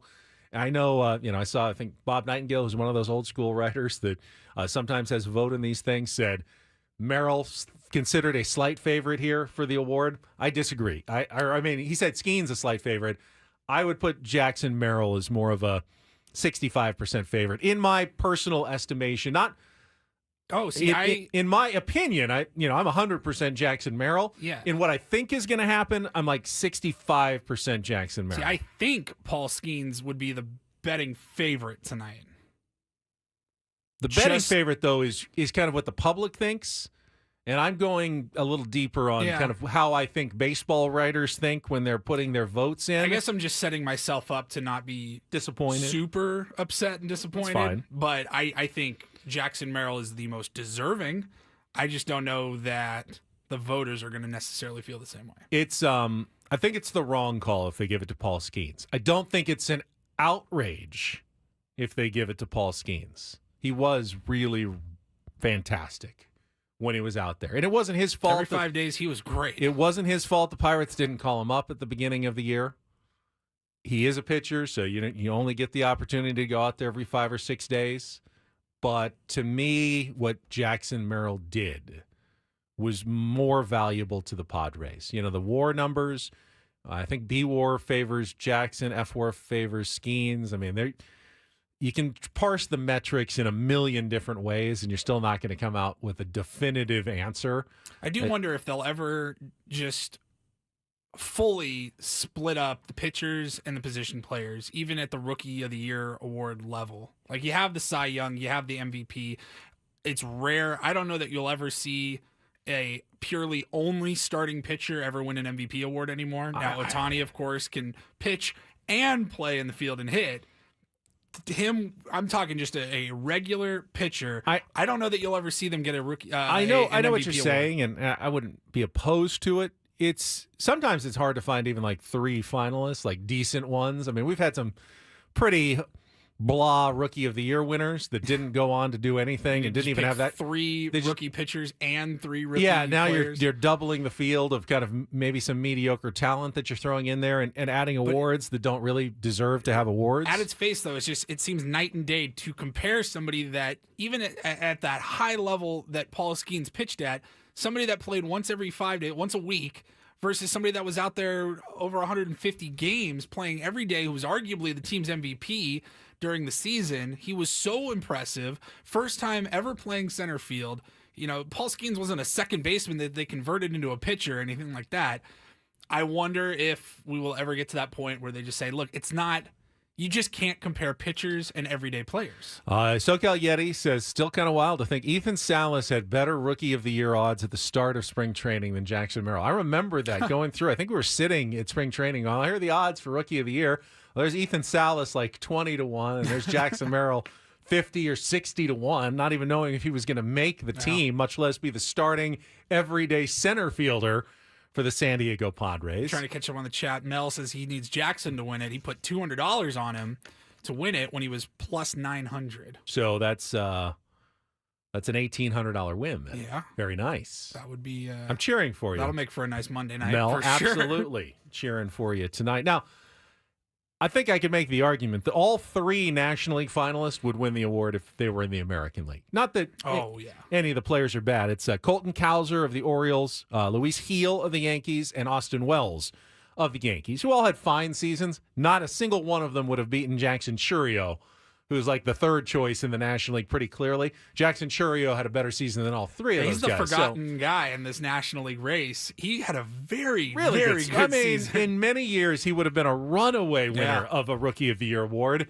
Had the misfortune of having his rookie season at the same time Jackson Merrill and Paul Skeens had their Rookies of the Year. Now, remember, it was Jackson Holliday was like, oh, yeah, he's clearly going to win it in the American League at the start of the year. No doubt about it. Jackson Holliday, the huge and then he got favorite. Sent down like a month later. He got sent down, he came back and did some things, but nowhere near, even a finalist for the American League Rookie of the Year. It's definitely one of the hardest awards to predict. In the National League, it was Yamamoto was like by far the favorite at the beginning of the year, coming over from Japan. He was going to be the guy. And then early in the year, Shota Imanaga was going to be the favorite. Now, he's a Cy Young finalist. He didn't even make Rookie of the Year finalist. Paul Skeens is also a Cy Young finalist, did make Rookie of the Year finalists. I don't know. It's fascinating. We'll find out this afternoon, sometime between 3 and 4 p.m., and we'll have the announcement for you here on 97.3 The Fan. So we got Rookie of the Year tonight, Manager of the Year tomorrow for Manager of the Year. All right. So we got some Padres things to watch for over the next couple of days. I'd be more surprised if Mike Schilt wins than if Jackson Merrill loses, I guess. I think there's a better chance the Padres go 0 for 2 than 2 for 2. That's what I'm saying. Okay. I'm hoping for at least a split. I would love a split. I'll take a split. And then, Cy Young Wednesday and MVP on Thursday. What's up, my dudes? How you doing? Good, pretty good, Mike. I hope you're doing well. I wonder if he's nervous. Do you think he's nervous? Do you think he ever gets nervous? He doesn't seem like a nervous right. guy. I think he either gets nervous before every single game, and it doesn't matter if it's spring training, if it's June, or if it's October, or he doesn't get nervous at all. I ever. promise you Jackson Merrill's not nervous about today, and he won't care if he loses. You will care much more than Jackson Merrill does, I think, whatever the outcome of the award is. Somehow, I don't know how that's even possible, but I do believe that fans care more about this award than Jackson. I don't think he cares very much. Yeah. He was asked almost every day at one point during the season, hey, you're really climbing the charts on the Rookie of the Year. He goes, I don't care. I'm just glad we won tonight, or I just hope we get a win. And he was, those were the right answers.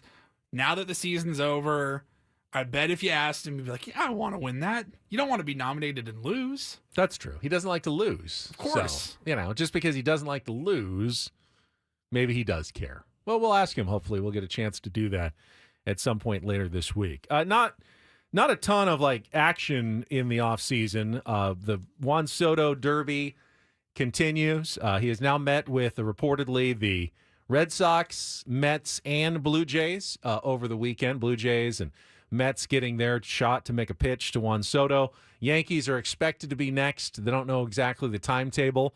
Can't really, as we said, do much else until Juan Soto decides, which is why I'm really hoping he doesn't drag this out too long, because all those teams are going to wait on Juan Soto's decision before they start throwing money at other players for the most part, which means the other players are going to wait, because who wouldn't want money thrown at them by the Mets and the Yankees and the Red Sox and the Blue Jays? So why would you start negotiating until those teams are ready to start talking to you, which means the offseason is pretty much at a standstill other than, low-level Angels and White Sox signings. 3 weeks from the winter meetings? Yeah, 3 this weeks week, from the winter meetings. All of next week. They're off Thanksgiving, next week for Thanksgiving. Then they come back, and I think it's the second week of December. The 9th. Yeah. So, about 3 weeks. Do you think a deal gets done before the winter meetings? I think it's possible. I think it's possible with Juan Soto. He's going to get the offers. I'm sure Scott Boras will try to play some games against, pit the teams against each other to see if then they can up the offer a little bit to whatever the final deal is. But it does seem like it's moving at a pace where it'll get done relatively quickly. Certainly quicker than anything that happened last year. Boras and his love of theater probably would love to announce it at the winter meeting so he can be the star of that show as well. So that's my prediction. That's the big winter meetings announcement, which will then actually touch off the rest of the offseason. So you won't probably have a ton of other announcements at the winter meetings, because then you'll just be starting with everyone else making those decisions. Right.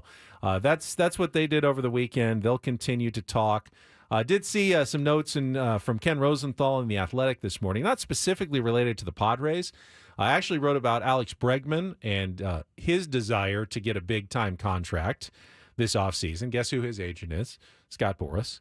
And while the projections are around 7 years and $189 million, kind of more like maybe Matt Chapman money. He got a 6-year, $151 million deal. Boras wants a Manny deal, 11 years, $350 million for Alex Bregman, whose numbers are actually pretty similar to Manny Machado's. And he's 31 years old, so 30 years old. So there you go. He's a younger, or the same age Manny was last year when he signed his extension. Entering his age 31. He'll be turning 31 on March March 30th. Essentially the same age Manny was when he signed his last contract. And the thought is, and it's even written about here by Ken Rosenthal, that The Machado extension, which prevented him from opting out at the end of 2023, resulted in part from the passion and generosity of the late Padres owner Peter Seidler. Other teams, including Bregman's previous club, the Houston Astros, likely view it as an outlier. But the statistical comparison between Machado and Bregman is closer than one might think. That's that's writer speak, that the Padres probably overpaid for Manny and that no one else is getting a deal like that. That they set the top of the market for 30-year-old third baseman when Manny signed his 11-year deal. Bregman, Now, 260, 26 home runs, 75 RBIs last year.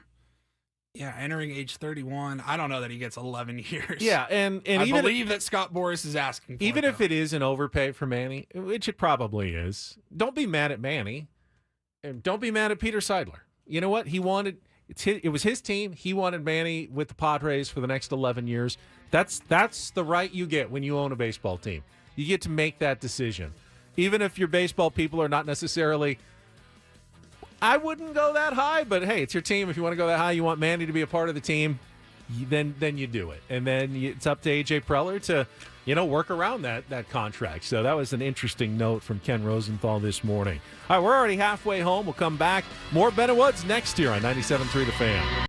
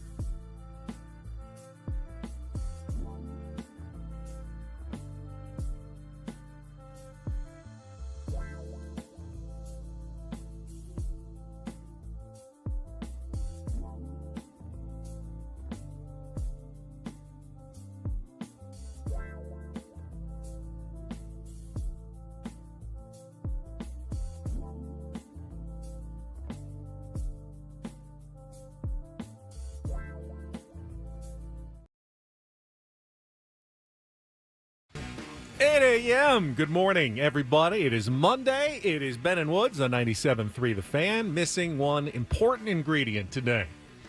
Stephen Woods is out with strep throat and hopefully recovering. We'll get better soon. And I'm crossing my finger there's going to be back tomorrow because, we just did 2 hours, Paulie. 2 hours without Woods feels more like 4 hours. So we're going to do another 2 hours. So that'll feel like 8 hours. And if we have to do it again tomorrow, we'll have already felt like we've done 16 hours in the first 2 days of the week. Yeah. Without Woods here. He does not like missing work, though. No, he will. He hates I know. missing work. He goes on vacation and halfway through is like, I'm ready to get back. He really hates missing it when he's sick. I haven't heard much from him over the last few days, so I hope he's doing better. So we talked about it in our open. He's got kids who are 6 and 4 who are going to school. It is now the, cold and flu season upon us in November when people are spending more time inside because it's getting a little colder, even in San Diego.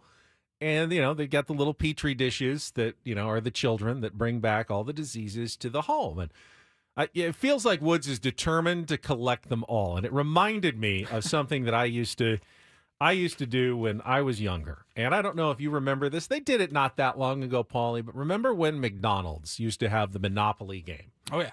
And you would collect the game pieces. Like when I was a kid, you'd you get the board like in the newspaper and it would have the Monopoly spaces. And then you'd go to McDonald's and like on the large fries, the large Coke, they'd have the game pieces and you'd tear them off and then you'd collect them and like paste them or tape them onto your game sheet. And if you could put together all 3 of the properties, you could win like a fabulous prize, like a cruise or a car or $100,000. I mean, just phenomenal prizes that I'm still convinced to this day that no one Super Bowl tickets. No one ever won any of these prizes. Does anyone know anyone who ever won a McDonald's Monopoly prize? But I remember there was like a lot of controversy. I think there was like a documentary about Monopoly and McDonald's and this is who was actually getting the winning piece. So you figured out pretty quickly, like you could always get 2 of the 3 properties, and you'd go and you'd keep getting the same 2, but you could never find the third one because that was really the winning piece, the one that would give you the big prize, the boat, the truck, the $100,000. And Woods is like that with diseases. He's going for the whole set, but he just keeps getting strep throat. It's just another strep throat. It's another strep throat. Just every time I'm looking for a new disease to complete my set. I need chicken pox, but I keep getting strep throat over and over again. It doesn't even help you. It's not even a virus. You don't even get immunity to it once you get it. You just get it again and again and again, like that McDonald's Monopoly game piece that you didn't need. I already have Baltic Avenue. I don't need another Baltic Avenue. Where's Mediterranean? Yeah, I got Park Place. Of course you got Park Place. It's Boardwalk that you need. And you're never going to find Boardwalk and win the $500,000 grand prize or whatever. Just looked it up. McMillions. Looks like it's on HBO Max. It was a documentary series back in 2020. The story of an ex-cop turned security officer who rigs the McDonald's Monopoly game promotion for a decade, stealing millions of dollars and building a vast network of co-conspirators. No across wonder the no United one ever States. won that game. Oh, this McDonald's CEO got the cruise. He just got the lucky box of fries. How about that? No wonder no one ever won that game. I need to see that documentary. I missed that one. I remember watching it, at least starting it. Fascinating. But Not surprising. I will admit, younger Ben, especially like when I was 13 or 14. Oh, yeah. This was the greatest thing. Like I can go to McDonald's and I get these game pieces and I can win life-changing prizes. Well, of course, you went to McDonald's more during so Monopoly season. Of course you did. Yeah, I mean, you had to get as many game pieces as possible. You're like, all right, which soda size gets me the stickers on the back of the cup? And, medium? No, I don't want. I want the large then. If that's which one they're on. And literally, I had the entire board filled except for the winning pieces. You were missing I was always missing the winning piece. On every single one of them. Way before that. So. I'd get 2 out of 3 on one color or whatever and be like, all right, I need that other purple piece. So Woodsy keeps getting the strep throat piece and cannot collect the entire set of diseases that keeps him out. And we feel like it was at least 3 times in the last year and a half or so, if not 4, that he's had strep throat. I think it's the second time this year. It's usually like right before the winter. winter Yeah. in San Diego. And we're still early in the season. He's got plenty of time here. yeah, he'll be out again probably February or March. Get that strep throat again. Hopefully those antibiotics work, and we can see him back here soon, though. Yeah, it's like, you know how Jackson Merrill, they always had, he's the youngest player to have a game-tying or go-ahead home run in the 8th or 9th inning since Mel Ott or something. Woods is going to try to collect that, but with strep throat. Like, he is the youngest 49-year-old to get strep throat 17 times in a 3-year period and still be alive at the end of it. And not that anybody should go to any job with strep throat, like contagious, stay home, get yourself right. You really can't come in and expect somebody to come in and talk into a microphone for 4 hours. No, that would not be good. You'd sound like Boomer Esiason. Happy birthday to Danny DeVito, who's 80 years old today. Still can't believe Danny DeVito looks. I was yesterday. I mean, yesterday. Was it yesterday he turned 80? Yeah. 80 I mean, you years still old. see him in all the Jersey Mike's commercials. Look good He looks- for 80. I mean, he looks as good as Danny DeVito can look. But exactly. I mean, for someone who's known for being kind of a he short, looks healthy. he does look pretty. It's weird. We've gotten to the point where, you know what? I am now at the point where, you know what, Danny DeVito, he looks pretty good. I don't know that he ever makes it on People Magazine's Sexiest Man of the Year. I mean, his most notable role was for being like the genetic leftover material when they created Arnold Schwarzenegger in Twins. Yet, you know what? I think Danny DeVito looks pretty good for a man of 80 right now. Seems pretty spry. He's getting around all right. Happy birthday to Danny DeVito. Now I'm looking at birthdays. Happy 56th birthday, Gary Sheffield. Happy birthday, Gary Sheffield. We talked about Gary last week. He was at the MLB Live Awards. Horrifically bad show. It's Mickey Mouse's birthday today, Paulie. I don't know how old he is. He doesn't really age. It's also Minnie Mouse's birthday. That's weird. They couldn't have separate birthdays. What are they, twins? Have you ever met a spouse, like two spouses who had a birthday on the same day? I mean, I'm sure it's happened. it's like 1 in 365 chance that it's going to happen. But I don't feel like I've ever met anybody who is married to someone who has the same birthday as them. Trying to think if that's more convenient or much less convenient. I think more. I think it's more, but I also think it's no longer your birthday ever again. That's a good point. You're sharing it forever and ever. Yeah. But you can always plan joint birthday parties every year. It's also Odd Socks Day. Do you ever wear mismatching socks? Not really, no. No. I mean, I feel like it would bother me so much. Even if I knew, like, even if you couldn't see it, like I'm wearing pants, right, and they go all the way down to the shoes and you're not seeing it, I would know that the socks aren't the same, and it would bother me. Like, Shelly has no problem. Like, she thinks it's fun and quirky to wear two different socks. I have like a bunch of and I black don't have that socks and a bunch gene. of white socks, and they're all the same company, the same brand, so I guess it doesn't really matter. But I would never wear like a black sock and a white sock. That would look weird. Yes. And she has like the stance socks that are, fun and festive, and she'll have two completely different festive ones on at the same time. Very Punky Brewster, if you know that reference. God, I'm dating myself here. Very old person. So anyway, again, just wrapping up our discussion on Jackson Merrill and the Rookie of the Year award that we were having in our last segment. Just saw Jim Callis of MLB Pipeline and MLB.com released a piece this morning. And it's not on who he thinks is going to win the Rookie of the Year award. It's who he thinks will have the best careers based on this year's rookies. Interesting. Haven't really thought about that. And as we speculated, I told you the National League winners far outpaced the American League finalists. Not one of the three American League finalists is even having the top 15 of having the best careers of this year's crop of rookies. He actually has at number 4, Jackson Holliday of the Orioles. At number 3, Paul Skeens of the Pirates. I love Paul Skeens. Number 2, Jackson Merrill of the Padres. And number 1, he has Jackson Churio of the Brewers, believing that he is going to have the best career of this year's crop of rookies, even though he's unlikely to win the Rookie of the Year award. Now, remember, Jackson Churio is even younger than Jackson Merrill. He's 20. Jackson Merrill is 21. I mean, but it's a stupid talking point. They're all gonna have. They should all have good careers. Yeah. Who has the best? How do you determine that? I think with Paul Skeens, most MVP awards, most World Series rings. Anyone who throws that hard at that age, he's going to have a much higher chance at injuries interrupting his career. That's got to factor partly into the equation. James Wood is at number 6, the former Padres prospect who debuted for the Washington Nationals this season. Had some good moments, had some, rookie struggles, as most people do. I mean, what was amazing with Jackson Merrill was how few rookie struggles. It's one of the reasons why I truly believe he deserves to win the award.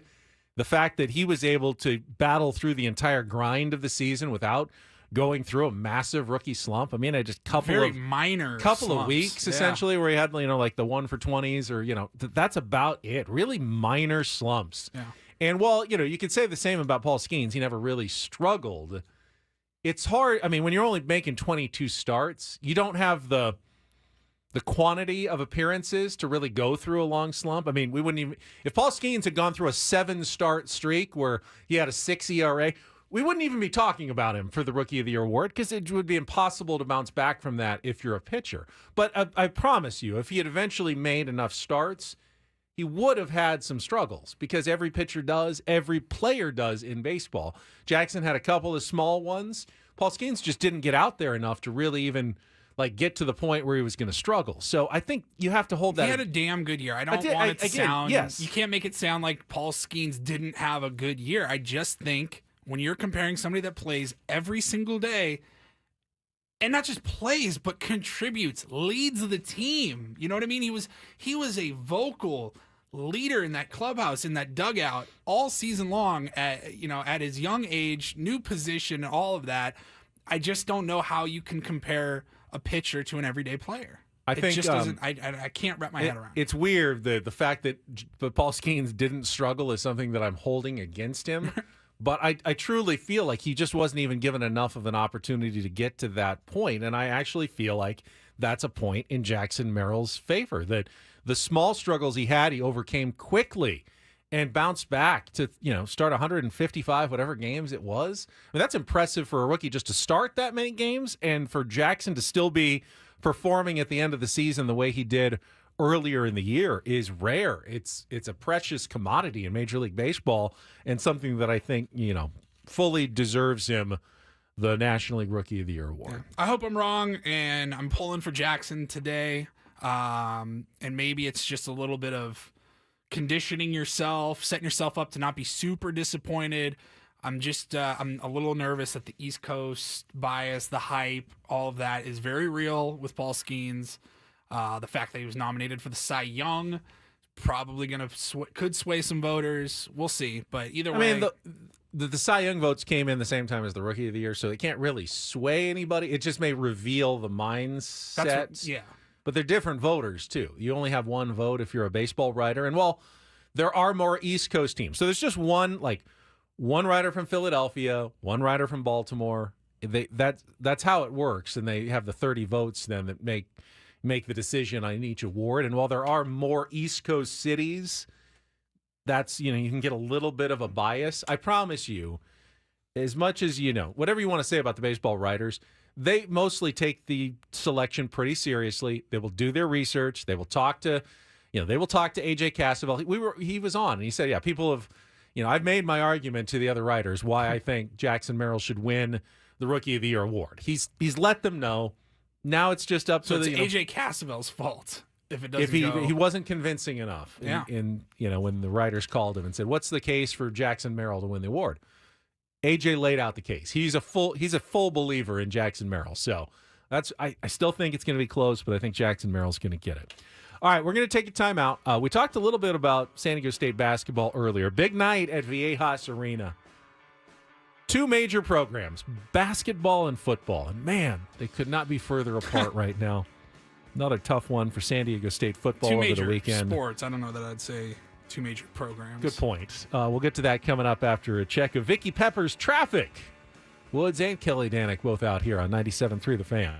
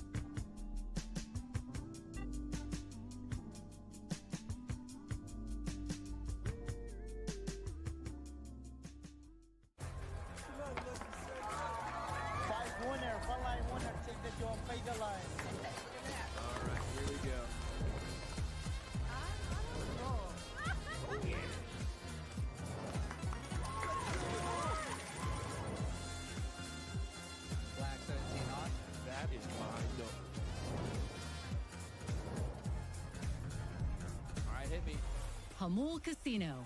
Fun above all else.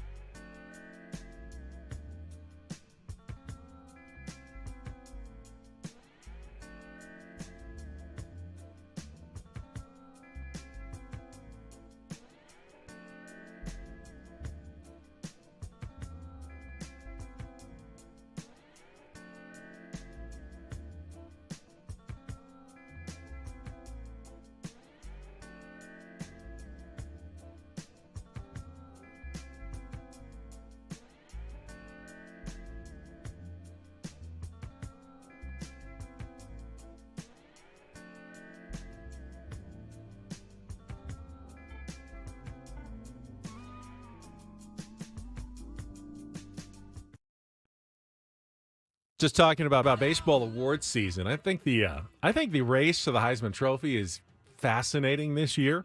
Get into a little college football talk, and Paulie and I just realized that we have the exact same take on San Diego State's game on Saturday night against UNLV, and that is neither of us watched a second of it. And that's, when you think about it, Paulie, that's the problem. I mean, you're an alum. I'm a pretty dedicated local sports fan, and I just didn't feel the need, unfortunately, to even tune into the game. And guess what? We didn't miss much based on my my post Hawk reading of the recap. Fell behind 21-0 in the second quarter. Saw the score Sunday morning. I was like, oh yeah, San Diego never State really last night. threatened at UNLV late game. They are eliminated from bowl contention in Sean Lewis's first season with a 7th loss. They've got 2 games left. They're both winnable, but who cares? 5-7 and 3-9. There's not a huge difference in my mind. I know you can argue if they go 5-7 that they've improved from last season by a win, and if they get 3-9, they take a step back, quote unquote. Doesn't matter. You're not going to a bowl game. You're not a factor in your conference. You didn't take a step forward. Is it fair to give Sean Lewis some patience as he installs a completely new system? New offense, is trying to recruit the right type of players? Of course it is. Of course it is. And to say that he doesn't deserve a second chance, well, you're just going to get caught in an endless loop of then hiring coaches and firing coaches. But it's also fair to be a little disappointed that there wasn't a little more excitement and interest in the offense. Hey, if they lost a couple of games 52-45 and it was, run and gun up and down the field, and it's like, all right, well, the wins will come. But we really didn't see the offense evolving that much. I mean, other than running plays faster, going 3 and out in 14 seconds is not really that much of an improvement. They're not losing 49 to 45, and the defense isn't there, but at least you got the explosive, fun offense to watch. It's a pretty abysmal state of affairs right now for San Diego State football. It is. I mean, just the product on the field, not great. The field itself, not great. You know, the opponents, not great. Like there is just no hype. And when you're like, I watch a lot of college football on the weekends, man, and you're flipping around all the prime time channels, all the big games. You know, how do you watch Georgia, Tennessee, or any of these other big matchups, and then flip over to FS1 or CBS Sports or the Mountain West app or whatever and catch a San Diego State game? It looks like two completely different sports. The good news is you can change it quickly with the transfer portal and getting the right players. The bad news is, so can all the other big schools. Those players want money. They want NIL money to come to your school. And as far as I can tell, San Diego State doesn't have a lot of it. You know, they're Aztec Link. They said they're trying to raise $1 million. If I'm a San Diego State fan, though, where do you want to put that money? If you raise $1 million, which is their goal, and I think that's a lofty goal, but let's say you hit it and you squeeze the alums. Paulie, have you sent in your check for Aztec Link NIL money, Mesa Foundation, whatever it is? If I do, is there a box to check that it goes to the basketball program? And if you do, yes. Do you want them to spend that money on football or basketball? No, basketball. Basketball, because that's where you're getting the return on your investment. That's where the excitement is. I mean, they're not only competing with the other schools in football, but they're competing with their own basketball program, and they're getting lapped over and over and over again. That's a tough battle to win when you're battling the other schools and you're battling your own school, and it's a losing cause in both cases right now for San Diego State. You look at a school like Gonzaga, who's coming to town tonight to play the Aztecs. They're a basketball school. They don't have a football program. All their money goes to basketball, and then you look at like a school like Alabama, who's now got a top team. Obviously, they're always a contender in football, but their basketball team has really come on the scene over the last few years. They're a top 5 team seemingly every week. That's the other, but it's Alabama. They don't have a money problem. It's money. Exactly. It's money. It's hard not to put together a good program if you have the kind of money that some of those schools have. It's already hard enough for San Diego State to get any money in NIL money, and then to like, how does that work? Does each sport collectively go out and fundraise their own NIL money, or does the school get it and the school then determines? Decides? I honestly don't know. Like right now, if somebody wanted to give $1,000 to NIL, San Diego State's NIL fund, do they get to say, I want this to go towards the women's rowing team? I'm sure the biggest boosters can direct the money where they want it to go. I mean, of course, you're San Diego State. I'm talking about the average. Yeah, but the average, I don't know if you get to say where it's going. It's like, yeah, we're putting it in the pool. We're going to put it in the pot. And then you wonder, well, what are they spending that pot on? Did my $1,000 go toward a defensive back or a backup point guard, or where? Did it go to, keeping one of the great golfers on the golf team in line? We did our part. We gave Steve Sugimoto $100 a month. Yeah. We were on the cutting edge of NIL. So anyway, just kind of the separation of the two programs continues at San Diego State. Now, as for the Heisman Trophy race, not something I usually spend a lot of time thinking about. Jake in the chat says the Heisman is Hunter's award this year. Travis Hunter. I think there are 3 guys who all have incredible arguments for the Heisman Trophy. Dylan Gabriel is the quarterback and setting records for Oregon of the undefeated number 1 team in the country. There's a certain segment of people who go, hey, you lead your undefeated team. You put up numbers like that. Your team is number 1 in the country. You're undefeated, and you're the quarterback, and you've done everything that's been asked of you. That should be Heisman Trophy worthy. Quarterbacks generally have a built-in advantage for the award. I mean, you shouldn't be shocked if Dylan Gabriel gets a ton of support for it. Then there's Ashton Jeanty of Boise State, who is threatening the all-time single-season NCAA rushing record. He's a beast. He's a beast. I mean, you just watch his highlights. He ran all over San Diego State, but he's done that to every other program. And if he lifts Boise State into the playoff in the first year and breaks Barry Sanders' rushing record and, runs for like 150 to 250 yards every single game, how do you not give it to that guy? But then there's Travis Hunter. And, the Colorado Buffaloes had another win over the weekend. They beat Utah 49-24. And what Travis Hunter is doing out there every play, and when I say every play, I mean every play, offense and defense, and being a star on both sides of the ball is something so unique and incredible that I tend to lean toward Jake. No matter how good Dylan Gabriel is at quarterback and how good his team is, and no matter how many records Ashton Genty sets as a running back, how do you compete with a guy who is making highlight reel plays on both sides of the ball? You know, huge interceptions, striking the Heisman pose, catching passes. I mean, and because Colorado is having success, and they're now, that's important. And they're now threatening to make the playoff here in Deion's second season. And things broke well for the Buffaloes this weekend because BYU lost to Kansas. They suffered their first loss of the year. So they are now tied for first place with Colorado. Big 12 is actually one of the more interesting conferences because this week is going to be huge. Now Colorado has to go play at Kansas. BYU just lost to Kansas. BYU has to play at Arizona State. They're at 2 losses, and they could get into the Big 12 championship game. Remember, the top 2 teams from the conference go to the championship game with the winner getting an automatic playoff bid. And I think Iowa State's still in the mix as well with 2 losses right behind. So they're hoping that Colorado and BYU stumble again somewhere. It's a pretty interesting conference at the end, but yeah, Adam Paul, remember Charles Woodson when he did a little bit of everything. He wasn't out there every play, though. I mean, special teams, a couple of times he'd be out there on offense, and he was the best defensive player of the year. He was an outlier. He was a unicorn. Well, I looked it up to see because I remember obviously that he won the Heisman, but I was like, was he the only defensive player to win the Heisman? And yeah, he was. Yeah, but 1997. Travis Hunter is truly an unbelievable he is a unicorn. Star on both sides of the ball every single down. And I mean, think how hard that is. You watch players, normal star players on offense or defense after the series, and they go to the sideline and they're winded and they go to the bench. And then they get, depending on how long the next drive is, 3 minutes, 4 minutes, 7 minutes. If there's a couple of commercial breaks, might be 10 minutes, get off their feet, get rested, go back out, and then play with 100% intensity again for another, 3 or 4 minutes, and then back to the sideline. Travis Hunter is getting a commercial break and maybe a kickoff or 2, and that's it. An extra point off, and then he's right back out there playing 90-plus snaps in some games and doing it at that level.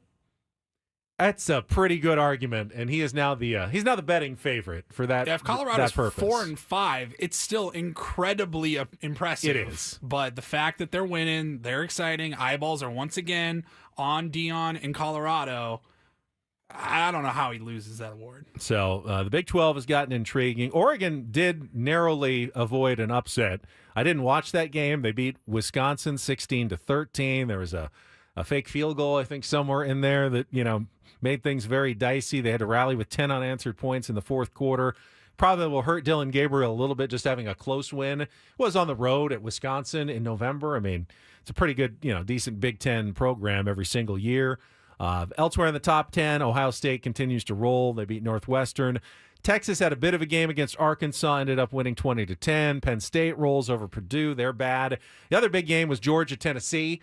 Georgia, right, one week out of the playoff picture at number 13, right back in it after beating number 7 Tennessee 31-17. And I saw some, that's the disrespect. You disrespect Georgia and not put them in the playoff. They didn't not put you in the playoff. It was a snapshot poll from a week. It's not the same as not being in the playoff. Just because they didn't have you ranked in the top 12 for one specific week of time, you don't have to get up in arms about that. Just go and win your games. We all knew Georgia is going to be in. If they win out, there's nothing's going to stop them. They're going to be fine. And they took care of business against Tennessee at home. And now Tennessee's kind of on the bubble, and we'll see where the rankings have them tomorrow when they release a new set. But they suffer a second loss. 2 more games? Just 2 more weeks in the regular season, and then conference championship games. And then we'll know who the 12 playoff teams are. I love this expansion, though. It's there's going to be...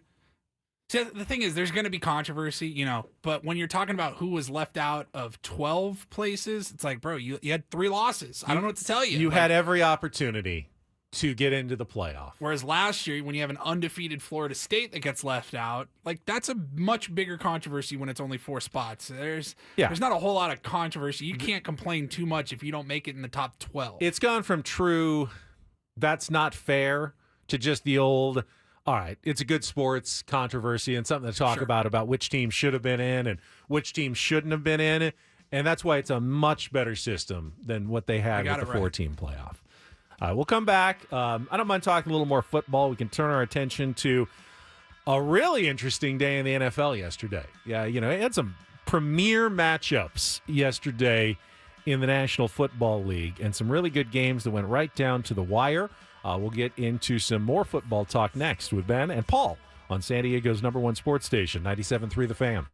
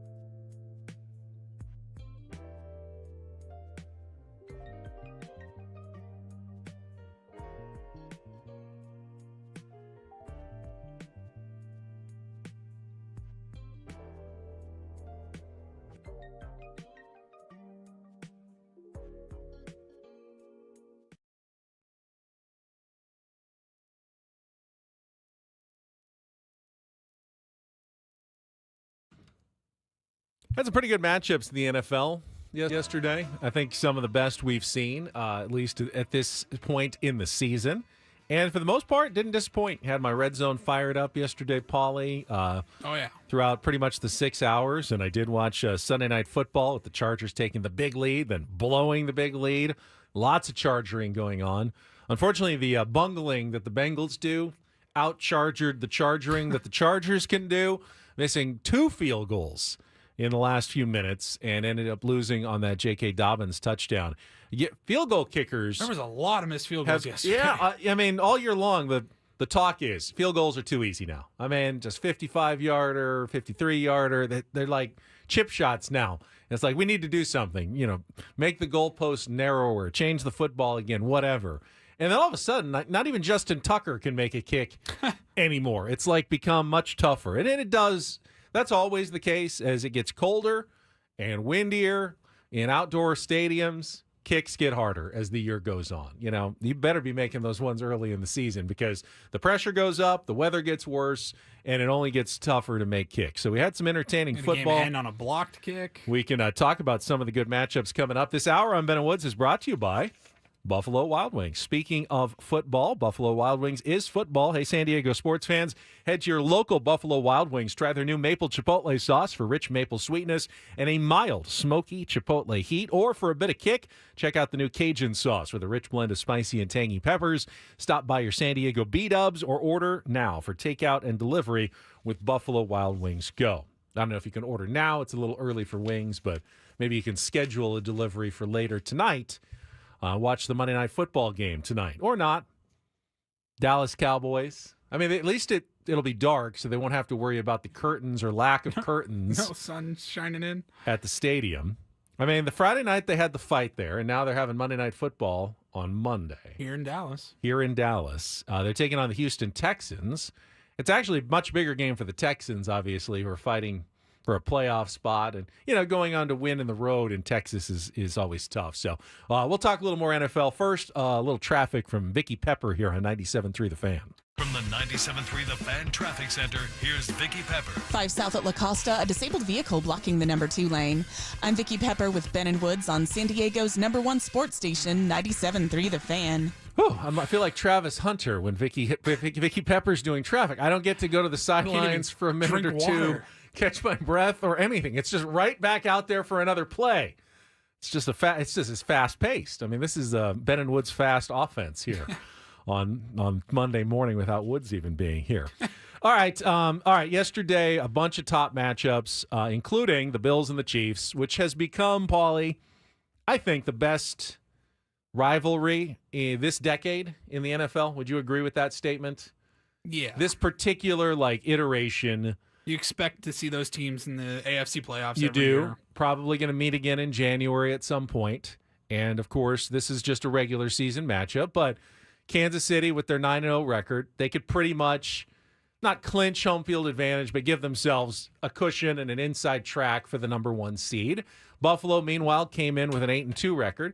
They're going, hey, if we win this one, we're a half game out and we'll have the tiebreaker and really put the heat on the Chiefs the rest of the year. Bills had the game at home, and it was a good one. It was close in the first half. Bills kicked a field goal to take the lead at halftime. The second half, the Bills went out in front.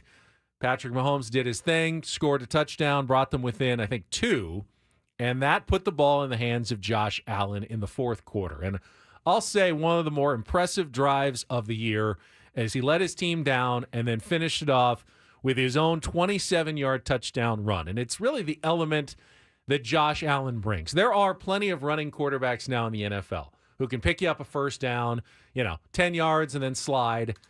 But the way he can bring his physicality like a running back and plow when he needs to, he can run over a defensive back or two, a safety even, and get into the secondary, and in this case, plowed over a couple of guys into the end zone for what was essentially the clinching touchdown run in the fourth quarter.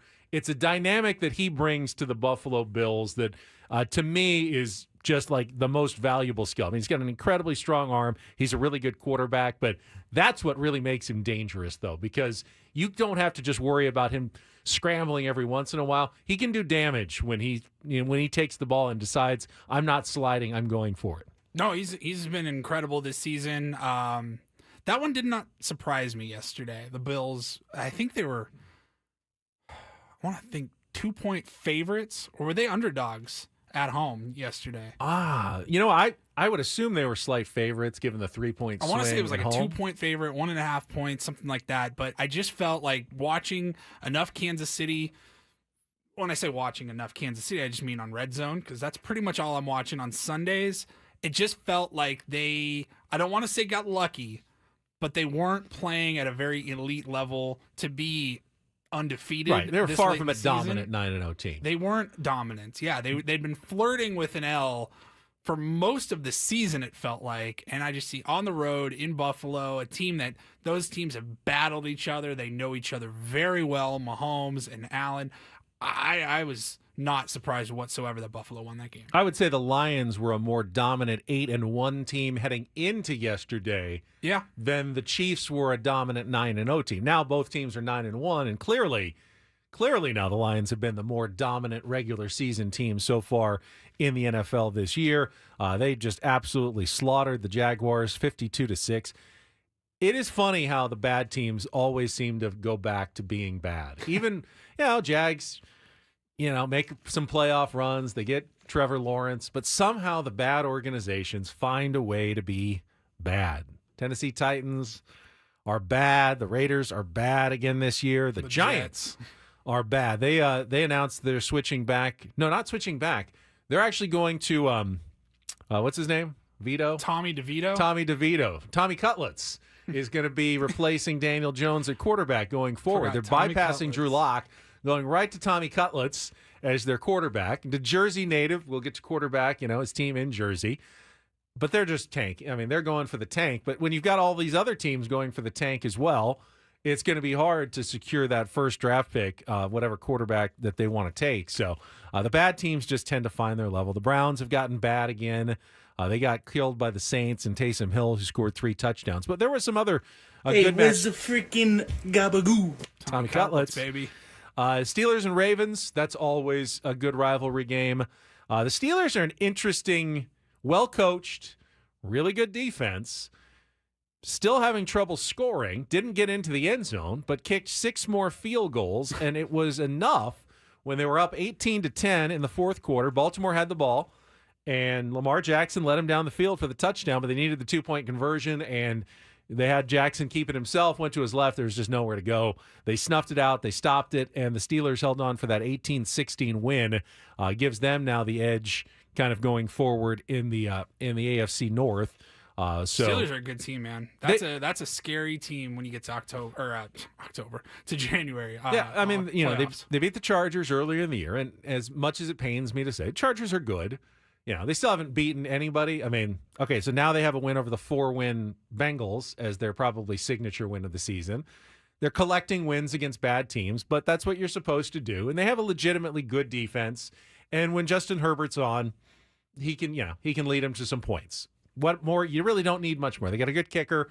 They're going to make the playoffs, and they'll be a threat against whoever they're facing. I don't think we know how that. I don't think they're a Super ends. Bowl contender this year, but Jim Harbaugh, he's done a good job in his first season. Whatever kooky things that Jim Harbaugh does, it's working again. And with your Charger loving, he's doing a good job this season. So they pulled out the win, 34-27. Seahawks and 49ers was an interesting game yesterday. 49ers had a 17-13 lead, and Geno Smith was the one who led the Seahawks down the field and scored himself from 13 yards out in the final seconds for a 20-17 win. And that division is absolutely wide open. The Seahawks are 5-5, the 49ers are 5-5, and the Rams are now 5-5 after they beat the Patriots 28-22. That's going to be. We just need one team from that division to make the playoffs, but nobody will be favored. Exactly. Well, I mean, if the 49ers if they get healthy, they could still be scary. The other teams are just kind of hanging around because the 49ers are not healthy. Even though they got Christian McCaffrey back, they're still missing enough players that they're not what we thought they were going to be. And, the Arizona Cardinals actually still lead that division. They were off, but they're 6-4, and they've got a 1-game lead over the other 3 teams. So that's the most wide open division right now. Even the Rams aren't out of it with Cooper Kupp and Puka Nacua back. They both had pretty big games yesterday. Again, not a good opponent in the New England Patriots, but they're just kind of all hanging around and hoping that they'll have a shot, a head-to-head shot at the end of the year to possibly win that division and, sneak into the postseason. Yeah, probably won't do any damage once they get there. Good team to bet against once they get to the playoffs, but someone's going to win that division and have an opportunity to host a game in the postseason. So that's probably the closest division right now. Colts got a win with Anthony Richardson back at quarterback. He scored a touchdown to cap a comeback against the Jets, who continue to find ways to lose under Aaron Rodgers. 28-27 was the final in that game. Vikings won again. They're 8-2, although kind of like the Chargers, they haven't really played anybody to get to 8-2. That division Sam Darnold had not played well for a while now. No, but he'll get the job done against the bad teams. Yeah. That's the best division right now. The Lions are 9-1 in the NFC North. The Vikings are 8-2, and now the Packers are 7-3. Now they were about to lose yesterday.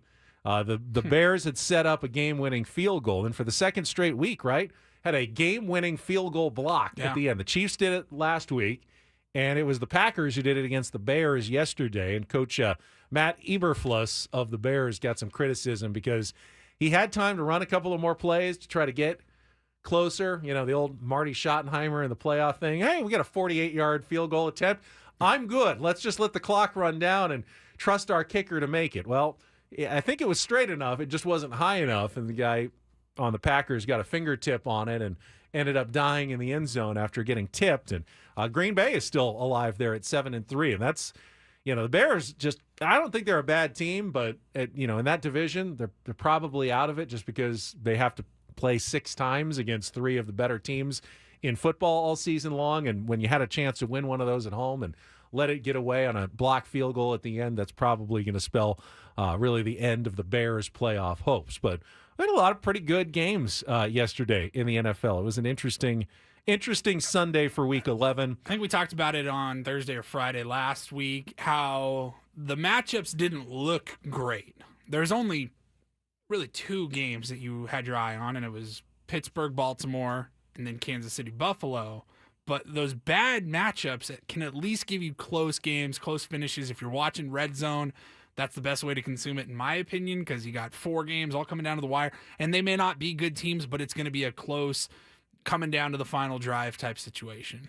And then speaking of those bad teams, it seems as though Bill Belichick may be poised to return and that was interesting. I heard that. Coach one of them next year. Rumors started flying about Bill Belichick is definitely wanting to get back into coaching next year. And then, of course, you start speculating, well, which team would be the right fit for Bill Belichick? And the pieces I read usually landed on the Jacksonville Jaguars as being Mike Florio. I had what do they would call it, Football Night in America or whatever that they do on NBC before Sunday Night Football, and he came on and did his little report, and he said, "Yeah, I've been talking to some people. They think Trent Baalke, I think, is the guy that runs the Jaguars. He's obviously going to be on the hot seat, but he said, I think he might actually get not an extension, but he's going to stick around to bring in one more coach, and it could be his buddy, Bill Belichick." I saw if the Eagles flame out and they decide Nick Sirianni's not the right guy, that, Philadelphia could be a landing spot for Bill Belichick this offseason. And the one I thought that would be really great for Bill, but the organization is too cheap and probably would never hire him, the Cincinnati Bengals, because they've got a great offense, really, with Jamar Chase and Joe Burrow and T. Higgins. Offense is in good shape. They need someone to fix the defense. And, Bill Belichick can do anything. He could probably work some magic, change the fortunes of that organization, but they'll never pay Bill Belichick what he's worth. They always want to go on the cheap on a coach. So probably is not going to happen, but that was definitely the speculation yesterday. All right, just had a little breaking baseball news in the offseason, a signing. Get to that in the Reindl Report next.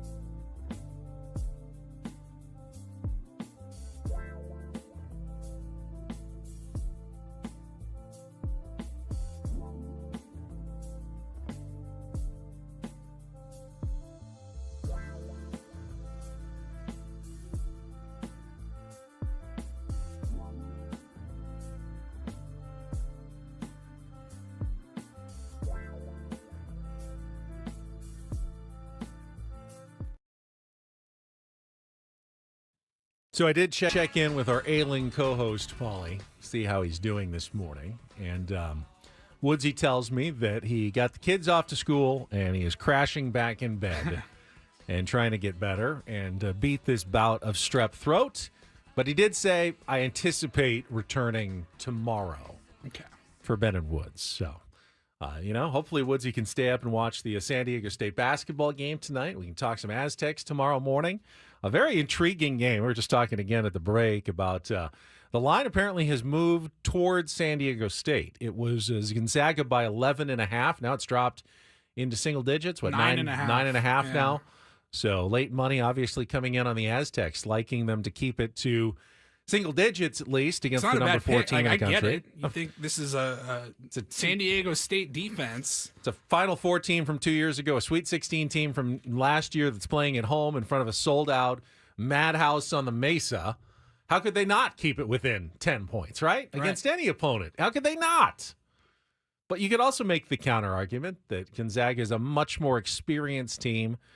Ryan Nembhard, Graham Ike, guys who've had bad run-ins with San Diego State in the past, they want revenge. Not just the Gonzaga guys who lost at home, but, Nembhard came from Creighton, right? And then Ike came from Wyoming, where he was 0-5 against the Aztecs in his career.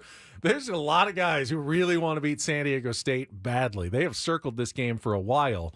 And because it's so early in the season, you just don't know exactly what you got. Even Brian Dutcher, when he talks about tonight's game, goes, I guess we'll see. Hopefully, they're ready. It's a little early to know. On Miles Byrd? Nope. No idea if he's going to play or not. Game time decision from what I've heard, and I have not heard an update in the last couple of days on how close he is to potentially returning. Because that would certainly impact the line. Yeah, that if someone heard that he is going to play, that could swing things a little towards San Diego State. Now, even if he does play, you don't know how effective he's going to be, how long he's going to be able to be out there. One, go up for a rebound, come down badly on that ankle, your night's probably done in the first 5 minutes. It just depends on, you tape it up and you take your chances potentially. So, I don't know. I can see this one going either way tonight, but that's what makes it intriguing. That's why it's a matchup worth watching, that we don't know what's going to happen. Even the knowledgeable college basketball fans can't totally predict this one. No, Gonzaga is I'm obviously excited. the favorite. It's tough to get excited for Occidental last week, but this one I will be tuned in absolutely for sure. So CBS Sports Network. CBS Sports Network, 7 p.m. tonight. I'm sure there's a game before that.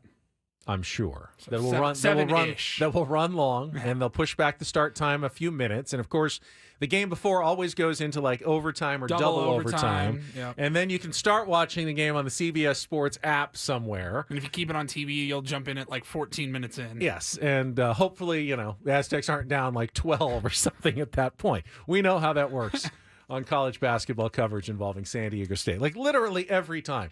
If you want to bet on a game going into overtime, figure out what game is on before San Diego State, and it's usually that one's going to go overtime every single year. All right, did tease a little breaking baseball news, and it's an old friend alert here, Paulie. I know you got your Reindl Report, but let me get this news out.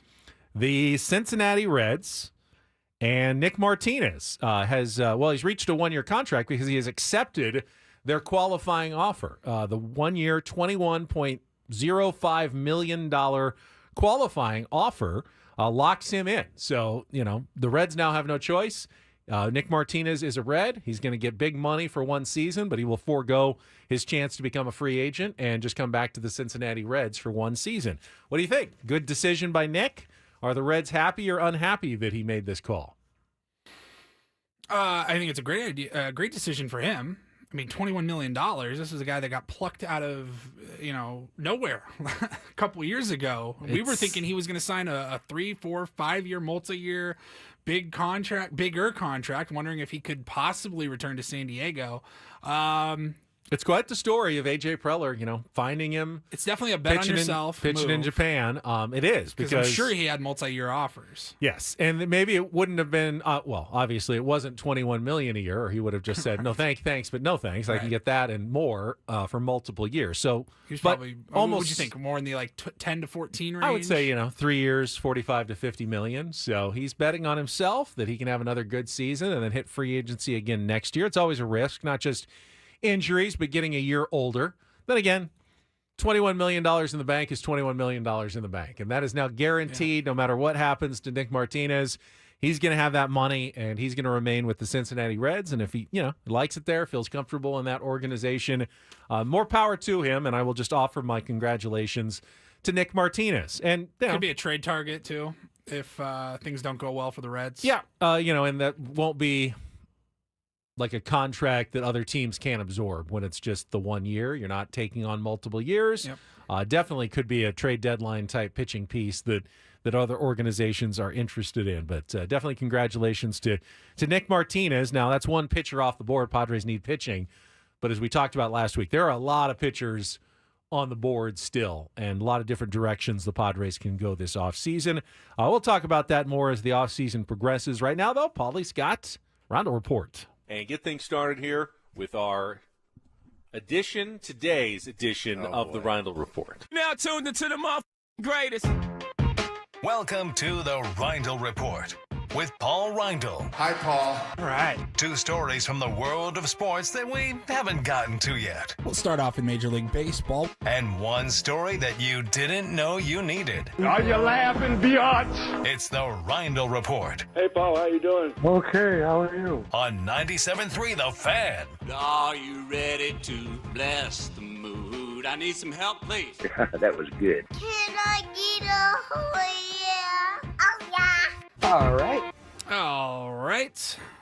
Benny, we will start with some news I know you were excited about as well, and that's in the NBA media. I'm very excited, actually, about this news. So inside the NBA, with Ernie and Chuck and Kenny and Shaq, everybody's been wondering what's going to happen when their contract expires with Turner and the NBA at the end of the season. Or is the show over? They've been going for, 20-plus years? Has it been that long? Wow. It's been a long time that show has been running. The ultimate chemistry. They have they're the best. Chemistry coming out of their pores. I'm trying to see when exactly it started, and it's been a long time. Anyways, there was so much debate. What's going to happen? The NBA has sold their rights. They've got the ESPN package. They're going to have Amazon Prime, and I think NBC's back in the mix now.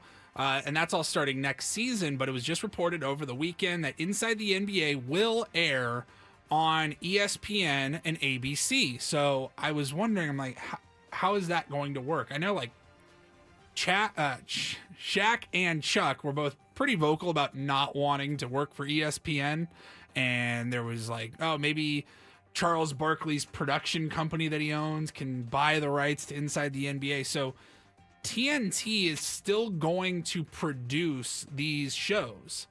I imagine you won't see the TNT logo, but it'll be running on ESPN and ABC. Now, the way it's been working is TNT has a doubleheader on Tuesdays and Thursdays. ESPN has the big games on Wednesdays and Fridays. So from what I can assume, you will just get the Inside the NBA crew most likely on Wednesdays and Fridays next season. Yeah, I don't think they'll be on quite as regularly as they've been on TNT. I mean, early in the season, it'll be, the bigger games, ESPN. They'll even have them on ABC for some of the big games as well, which is exciting, and have it on Channel 10 here in San Diego to see Inside the NBA. But this is all... There's so many long, fine details this to this. This is all part of the lawsuit settlement because, TNT said, hey, we were going to match that offer. We wanted to keep it. And, right. And the NBA said, you know what? You can't really match the offer. We've made it such. So they filed a lawsuit. So to get them to kind of drop the lawsuit, they're going to get to produce it. I'm sure ESPN and ABC is going to have to pay a pretty penny to Turner for the right, to air it. And then they get to continue to produce it. Shaq and Chuck get their thing that they get to keep working for TNT with Ernie and Kenny. Nothing changes for those guys. Nothing really changes. They'll go to the same studio. They'll have the same probably bosses and everything. And for them, it'll all be the same. It's just where you find it on your dial will now be on ESPN. But they'll be talking about the same stuff. So it's actually a pretty elegant solution that probably involves an enormous amount of money, changing hands in both directions. And, obviously that show is expensive to produce with the kind of talent that it has. But for us basketball fans, we've made out pretty well. We'll still continue to get our Inside the NBA.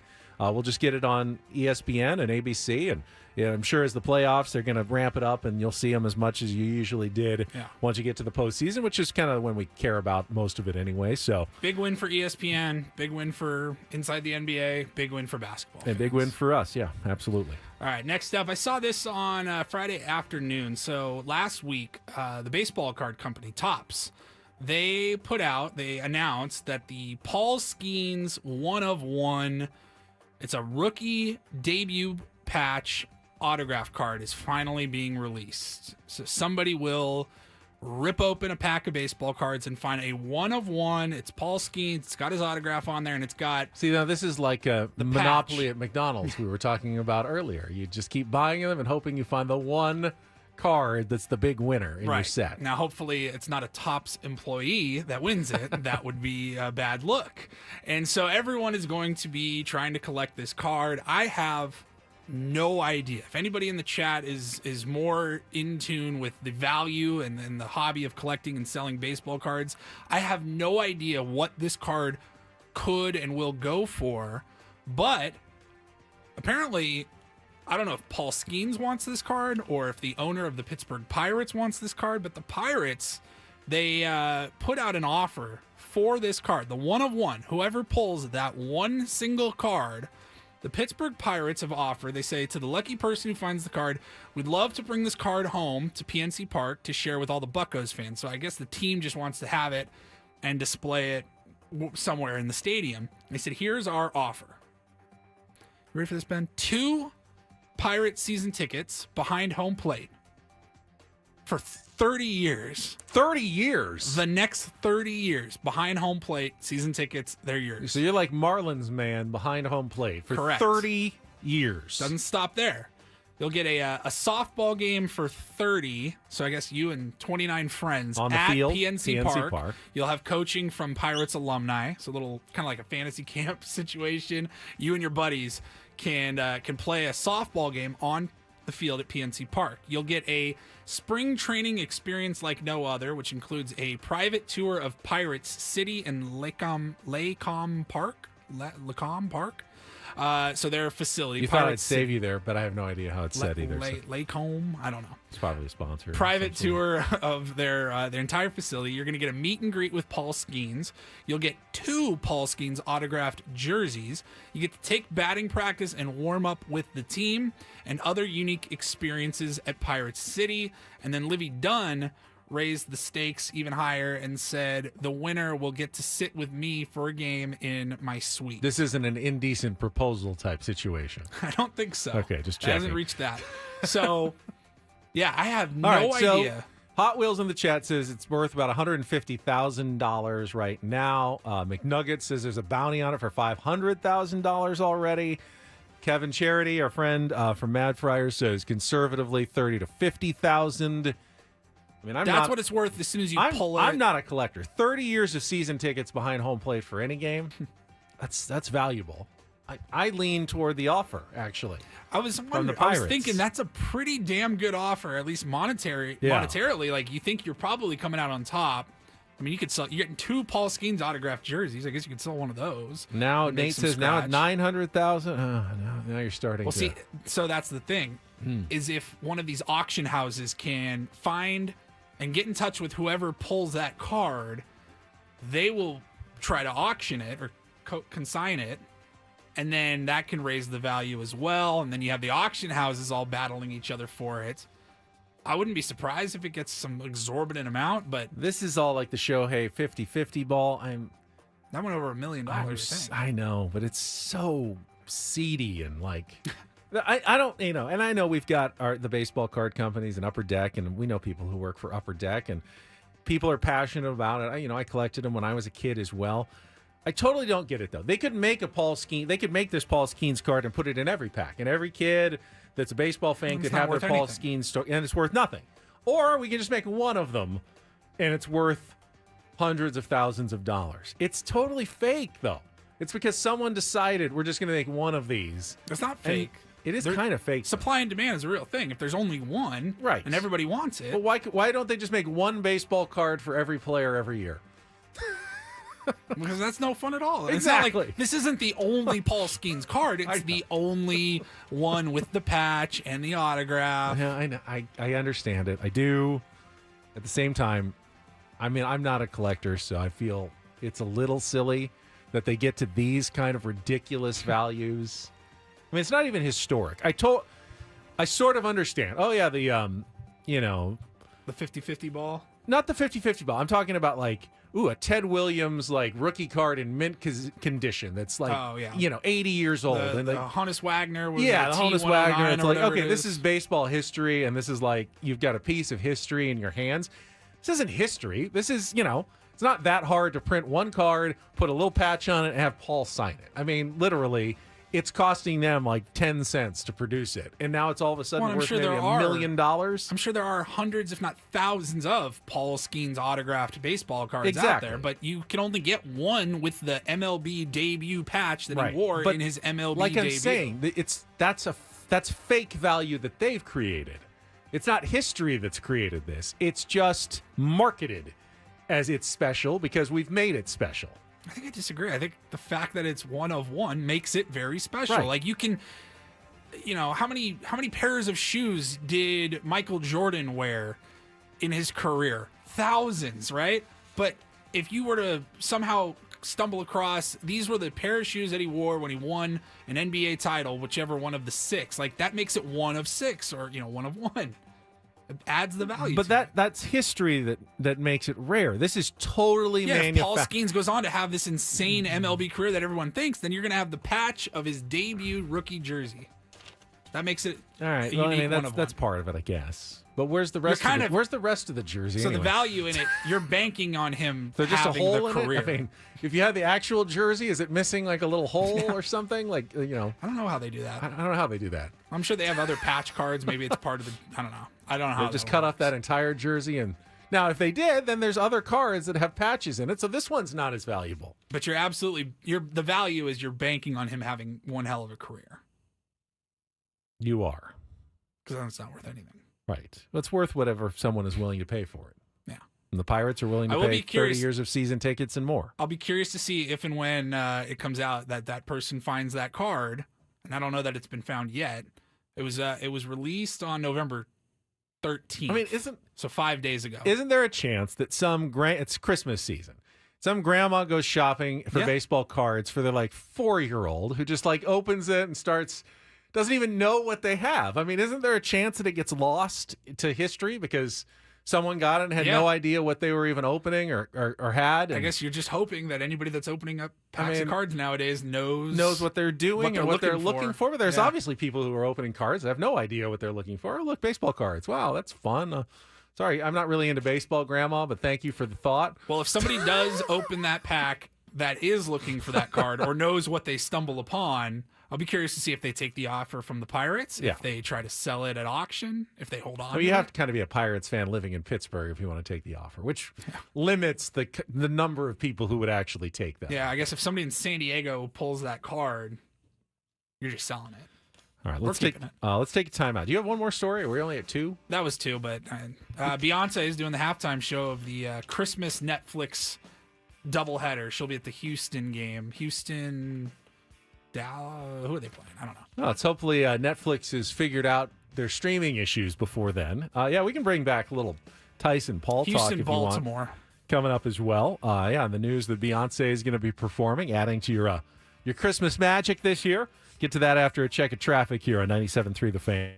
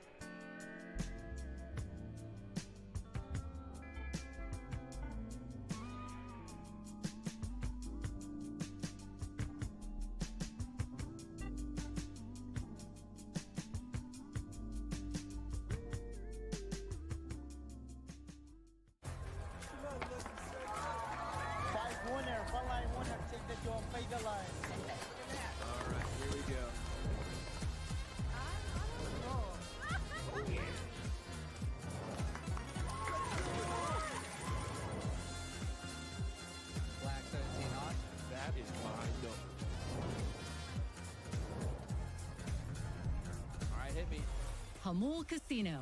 Fun above all else.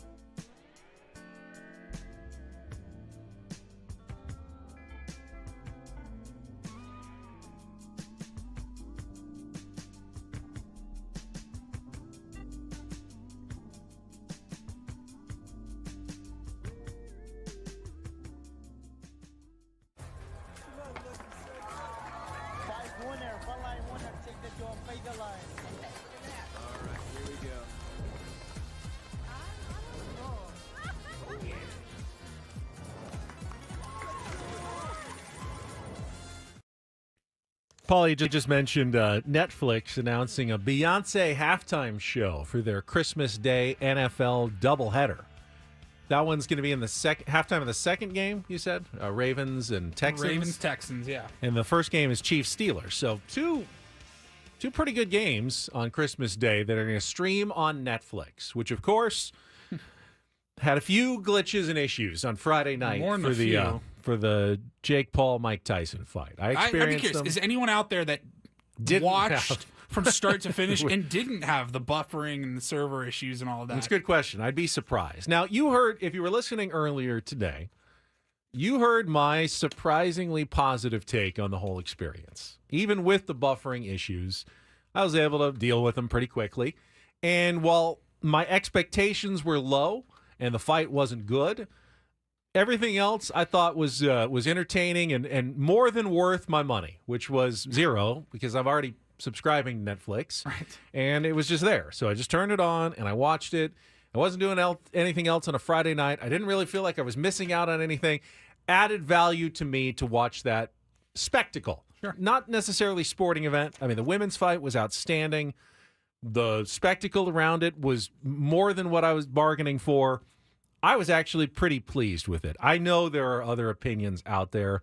I was just reading Jimmy Traina, who's the sports media guy for Sports Illustrated, didn't watch it, said couldn't have paid me to watch it, and wonders about the Netflix Christmas Day games.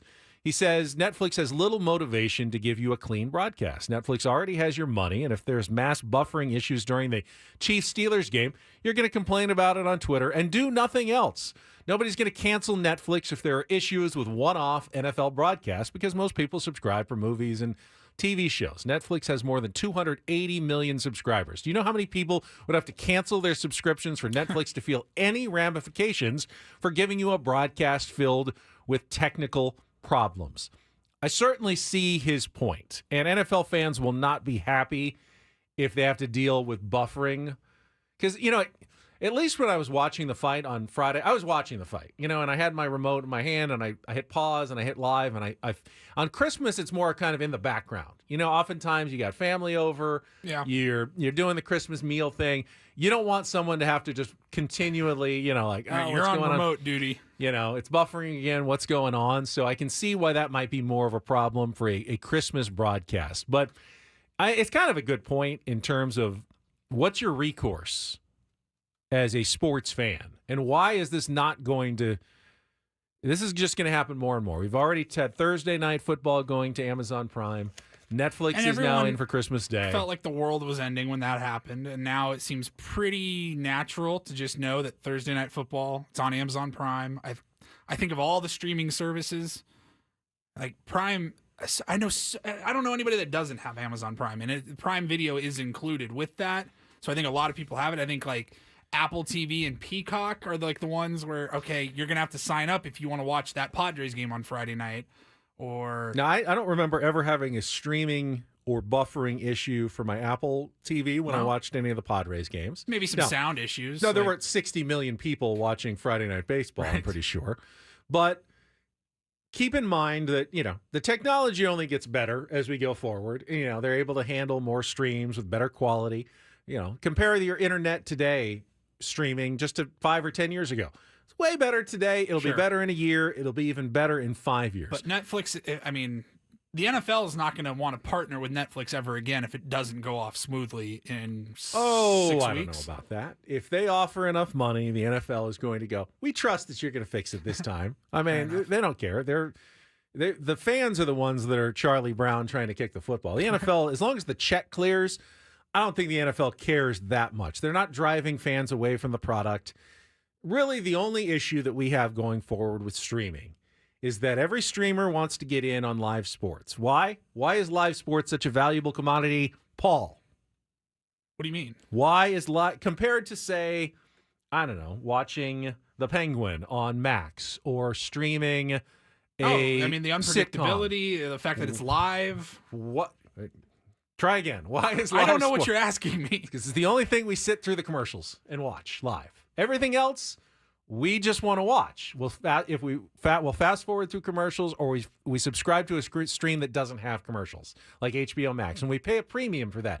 But with sports, we will both pay for the Netflix and we will watch the commercials at the same time. It's the only You're time. You're assuming you pay for Hulu Premium instead of just basic Hulu. Well, yeah. You're getting commercials and ads. And I have the Paramount, the basic, and like if anybody Paramount watches, Plus. The Bachelor on ABC, and I will watch a couple that. of commercials.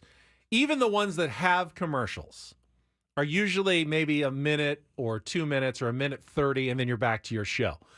Sports are the only thing that people will both pay for their service and sit through the commercials. 5-minute breaks. Oh, kickoff. Here's another 5-minute break for you. Yet we don't turn the channel generally with sports. It's the only thing the advertisers know that they're going to get the eyeballs for the commercials as well, which makes live sports the last and most valuable media property on earth, which means all of these streamers, and we're already seeing it, they're all bidding for it because that's where the advertising dollars are going to come. So we're only going to see more and more of this. And as fans, I'm not worried about the quality. The quality is just going to keep getting better and better. It's the cost. It's having to subscribe to Peacock and Apple and Netflix and Amazon Prime. And even if you've already got some of those and it's like, great, I'll take the added value. There's going to be at some point, I can't subscribe to this one. I can't subscribe to that one. Everybody has a limit for the most part on these streamers. Signing up for free trials You're just not for the game. Yes, you're not going to be able to get everything. It's the I'd cost I'd that's be the nervous issue. as hell if I was a fan of either of the teams playing on Netflix on Christmas Day, that I wouldn't be able to watch it because of the streaming, the buffering, the server issues. Doesn't have any impact on me. I don't give a damn about the Texans or the Ravens. I don't even know that I'm going to be watching it on Christmas night. But if I'm a fan of those teams and you only have 17 games and that's a big one towards the end of the season, I'd be like, oh my God, this isn't going to work, because Netflix has pretty epically failed the 2 or 3 tries that they've had with live events. It hadn't gone well. I don't think there'll be 60 million people watching on Christmas. I'm sure they will get some of the glitches out. It'll be better than it probably was that was a pretty unpredictable. The Tyson Jake Paul, they probably didn't have any idea exactly how many people would be tuning in. I bet they did better than they even expected themselves for that fight. Were they overwhelmed? Yeah, at times they were overwhelmed. That will get better. I just feel like at some point we're going to have 40 streaming services, and you're going to have to, if you really want to watch, football, baseball, basketball, college, you're going to have like 40 streaming services to get them all. And we'll long for the days of paying Woods' $300 cable bill when we're paying like $800 for every streaming service that we need just to watch every sporting event that we want to watch. $15 a month per service, probably, right around there. Yeah, 10, 15, 20 That's bucks. To me, that's the concern going forward for sports fans, because it's the last valuable commodity that keeps eyeballs around for commercials. And, we do it to you as well. Radio, you're listening to Jesse and Tony in the car during the game. You probably listen to the commercials in between innings, don't you? Don't you? We know that. That's why we air radio baseball, because you stick around for the commercials. You don't want to miss what's coming up next. I do it. You do it probably as well. It's still, live sports is still valuable in a way that no other entertainment programming really is. Yeah, that's a good point. End of rant. All right. Final segment coming up. We're passionate there. Hopefully Woods will be back tomorrow, getting better from his strep throat at home today. We will get you ready. Obviously, Aztecs tonight, Andy and Elston coming up as well. Ben and Woods on San Diego's #1 sports station, 97.3 The Fan.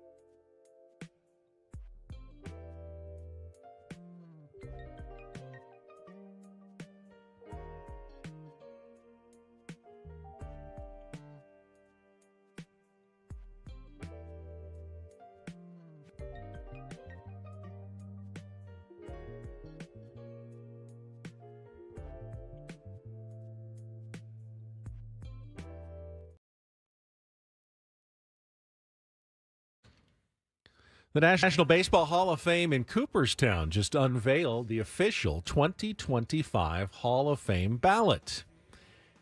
And there is a Tier 1 on there. I love that. We will get to the official Hall of Fame ballot and the Tier 1 status right after our last check of traffic here on 97.3 The Fan. From the 97.3 The Fan Traffic Center, here's Vicki Pepper. This report brought to you by Jack in the Box, 52 West to the 805 East. An earlier wreck cleared to the shoulder.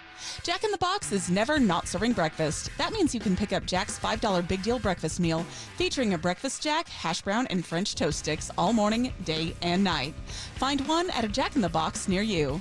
I'm Vicki Pepper with Ben and Woods on San Diego's #1 sports station, 97.3 The Fan. All right, to be fair, there could be multiple Tier 1s on the ballot. I don't know for sure that Ben Zobrist isn't watching at home on our YouTube stream. Good morning, Ben. Hanley Ramirez doesn't download the Odyssey app and check us out every single morning. I mean, Ian Kinsler was here for a short time. I don't think we necessarily endeared ourselves. Is Andy Pettit in the chat?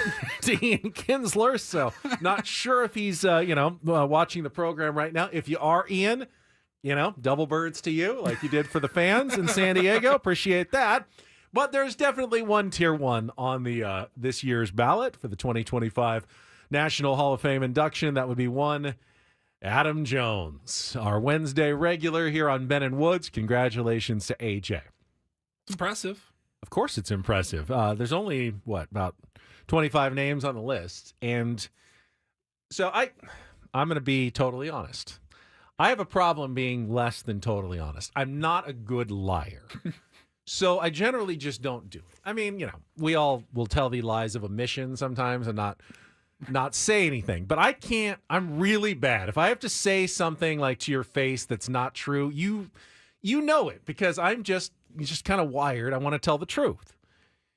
And the nice thing of me, because I love Adam and he's such a great guy, would be it's like, yeah, he absolutely deserves to get into the Hall of Fame, and I'm sure he's going to get a lot of votes. It's not a Hall of Famer. He's a great player. He's not a Hall of Famer. He's not a Hall of Famer. He's not. Accomplishments to even be on the ballot. Yeah, I mean it's a great honor to be on the ballot. I can't say any more about Adam Jones other than it is an incredible accomplishment, even to get to this point where you're being considered. If he even gets 5% of the vote and stays on the ballot, that'll be an incredible accomplishment for Adam Jones. I can't be nicer than that. I'm sorry. I just got too much honesty in me to say anything other than, oh yeah, I can see, he gets some support here and there, and maybe a couple of years on the ballot, maybe he gets into the Hall of Fame. It's not happening, but unbelievable career, and just to be mentioned alongside these names. You want me to just go through the list here quickly? Yeah, let's do it. You want to do yes or no? Yeah. Just instant reaction, no thoughts. Instant reaction, no thoughts. Bobby Abreu. No. No. Carlos Beltran. No. No. Mark Burley. No. Maybe, but no. I could see him getting votes, but no. Carlos Gonzalez. No. I would say no. Curtis Granderson, the Grandy man. No. No.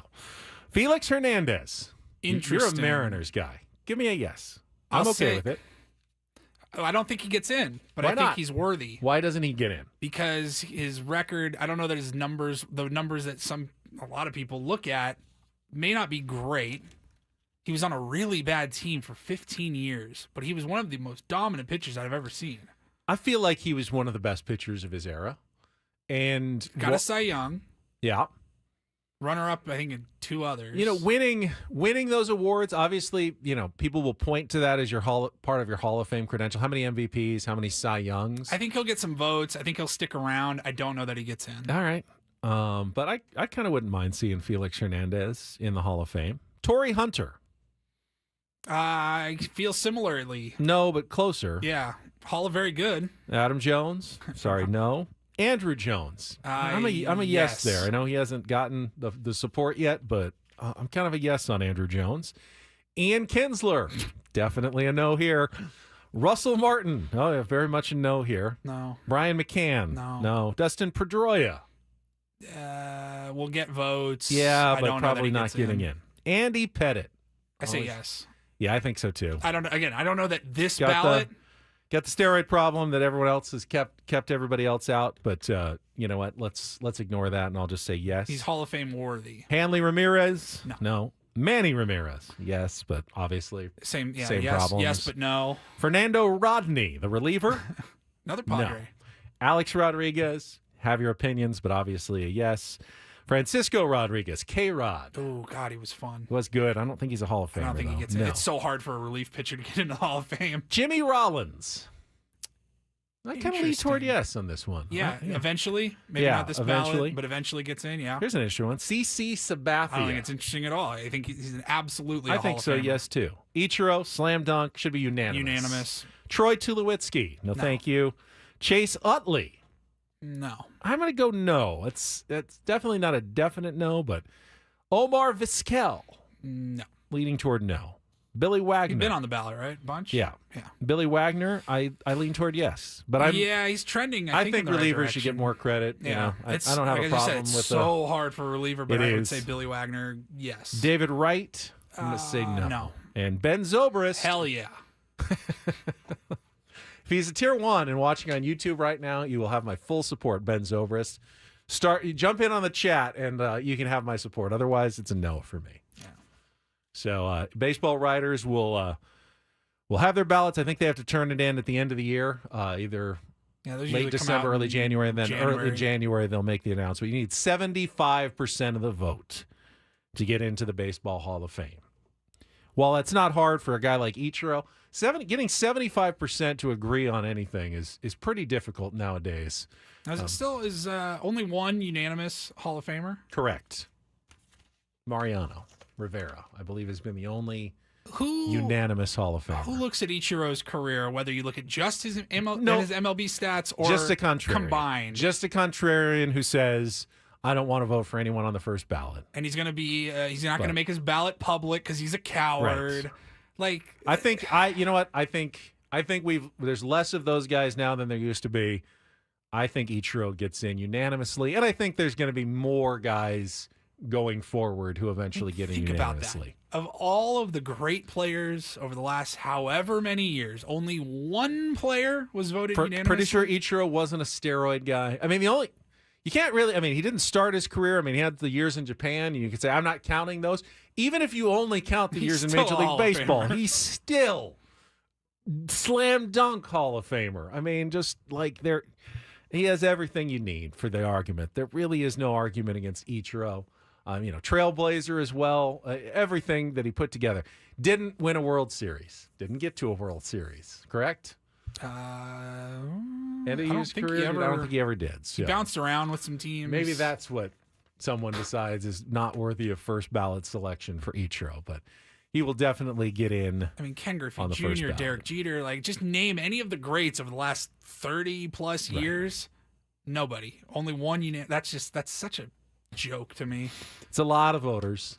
It's very hard to get even 75%, much less 100% of people to agree on everything. I think Griffey was 99.3 or whatever. There's one or two or Tony three Gwynn people. was 98 point there is something, somebody out there that looked at the career of Tony Gwynn and thought, no, not a Hall of Famer.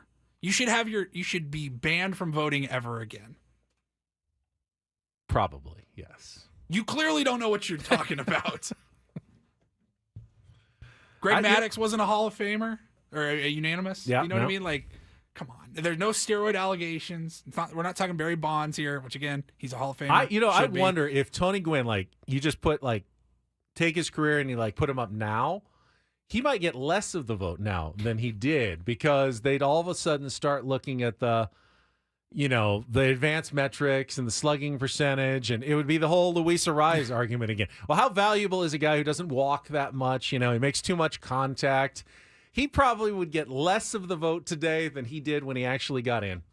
If I'm being honest, that would be the younger voters who would actually discount Tony more than the old crusty writers who vote. It would be the younger voters who just got their vote after. I think you have to be in the Baseball Writers Association for 10 years. Sounds right. And then you get a Hall of Fame vote. But those first-time, second-time voters, they might actually have more of a problem with Tony Gwynn than the older writers did when it happened. Do you think if they made it so that everybody's ballot, no matter what, you didn't get to choose if it was released publicly or not, would that help or hurt? Would that make people go, I really don't think so and so's a Hall of Famer, but I don't want to be outed as the guy that says that? I don't know. If you want to be edgy and a contrarian, why aren't you making your ballot public? There's no no reason to hide it if that's what your purpose is. One of the reasons why some guys don't get in unanimously is you only get 10 votes. And sometimes you have 12 guys you want to vote for, and you worry okay, but this guy might drop off the ballot. I know I'll get another chance to vote for this guy next year. And sometimes that limits it. If you really wanted to fix that, you probably should just take out the 10-vote limit and just vote for as many people as you want to vote for every year. If you want to vote for 15 guys for the Hall of Fame, vote for 15 guys. If you want to vote for 2, vote for 2. But the artificial limit of 10, people who really think, Chase Utley and Omar Vizquel deserve to get in, but they're running out of years on the ballot, they might pick those guys ahead of guys that may be more worthy because they want to make sure they have as many votes as possible to get into the Hall of Fame before they get in. Not vote for anybody. He'll just leave his ballot blank. It's happened, but shouldn't happen this year. Everyone should have Ichiro marked on their ballot at the very least. I mean, everybody else, I guess there's an argument. I just don't see it for Ichiro. Alex Rodriguez would be just the player would be the next, but of course the steroid allegations. I just don't see how you can call yourself a Hall of Fame Ichiro, voter. as far as I know, has no skeletons that have come out in his closet. Other than he's obsessed with baseball and loves the sport. That's about the only knock on Ichiro is that he loves the sport too much. Yeah, right. So, that'll be a telling thing to see if he gets 100% of the vote or not. Because there really is no reason he shouldn't get 100% of the vote. I agree. How do you think it goes tonight, baby? I think Woods falls asleep in the first half. Oh, yeah. And hopefully then gets up in the morning feeling better and ready to rejoin us tomorrow morning. I don't know if Hannah gets back tonight. I don't know when she gets back. If she got back late tonight, that would obviously change things. I wouldn't be surprised if Woods is asleep by 6:30. No. This is the entire game. How do you think it goes on the court? I think Aztecs fans, if you're going to Viejas Arena, be loud. San Diego State needs you tonight. That's their best chance to win is you to get inside Gonzaga's head. Now Gonzaga's used to loud, raucous arenas. They've been to their place. It's pretty loud, but it's usually cheering for them, not against them. See if you can rattle them tonight. They're going to need your help. It's a very good team. They're ranked, top 5 in the country for a reason. number 4. I don't even know if that went up, if they've released the new ballot this morning yet. But, yeah, they need all the help that they can get tonight. And hopefully they can make some shots and make this a pretty good game. So I love what you said earlier when you said this is one of those games where you can lose and still win. You know, you have to just have a good showing. Yeah. You know what I mean? If you get bodied by 30, that's going to hurt the resume. Make people think you're a top 25 team tonight. Win or lose, make them think you're a top 25 team. All right, that's it for us. Good work, Paul. You always have to step up when Woods isn't here. Woodsy hopefully back tomorrow. Annie and Elston coming up next. For Paul Reindl, I'm Ben Higgins. Have a great rest of your Monday from all of us here at San Diego's #1 sports station, 97.3 The Fan. So long, everybody.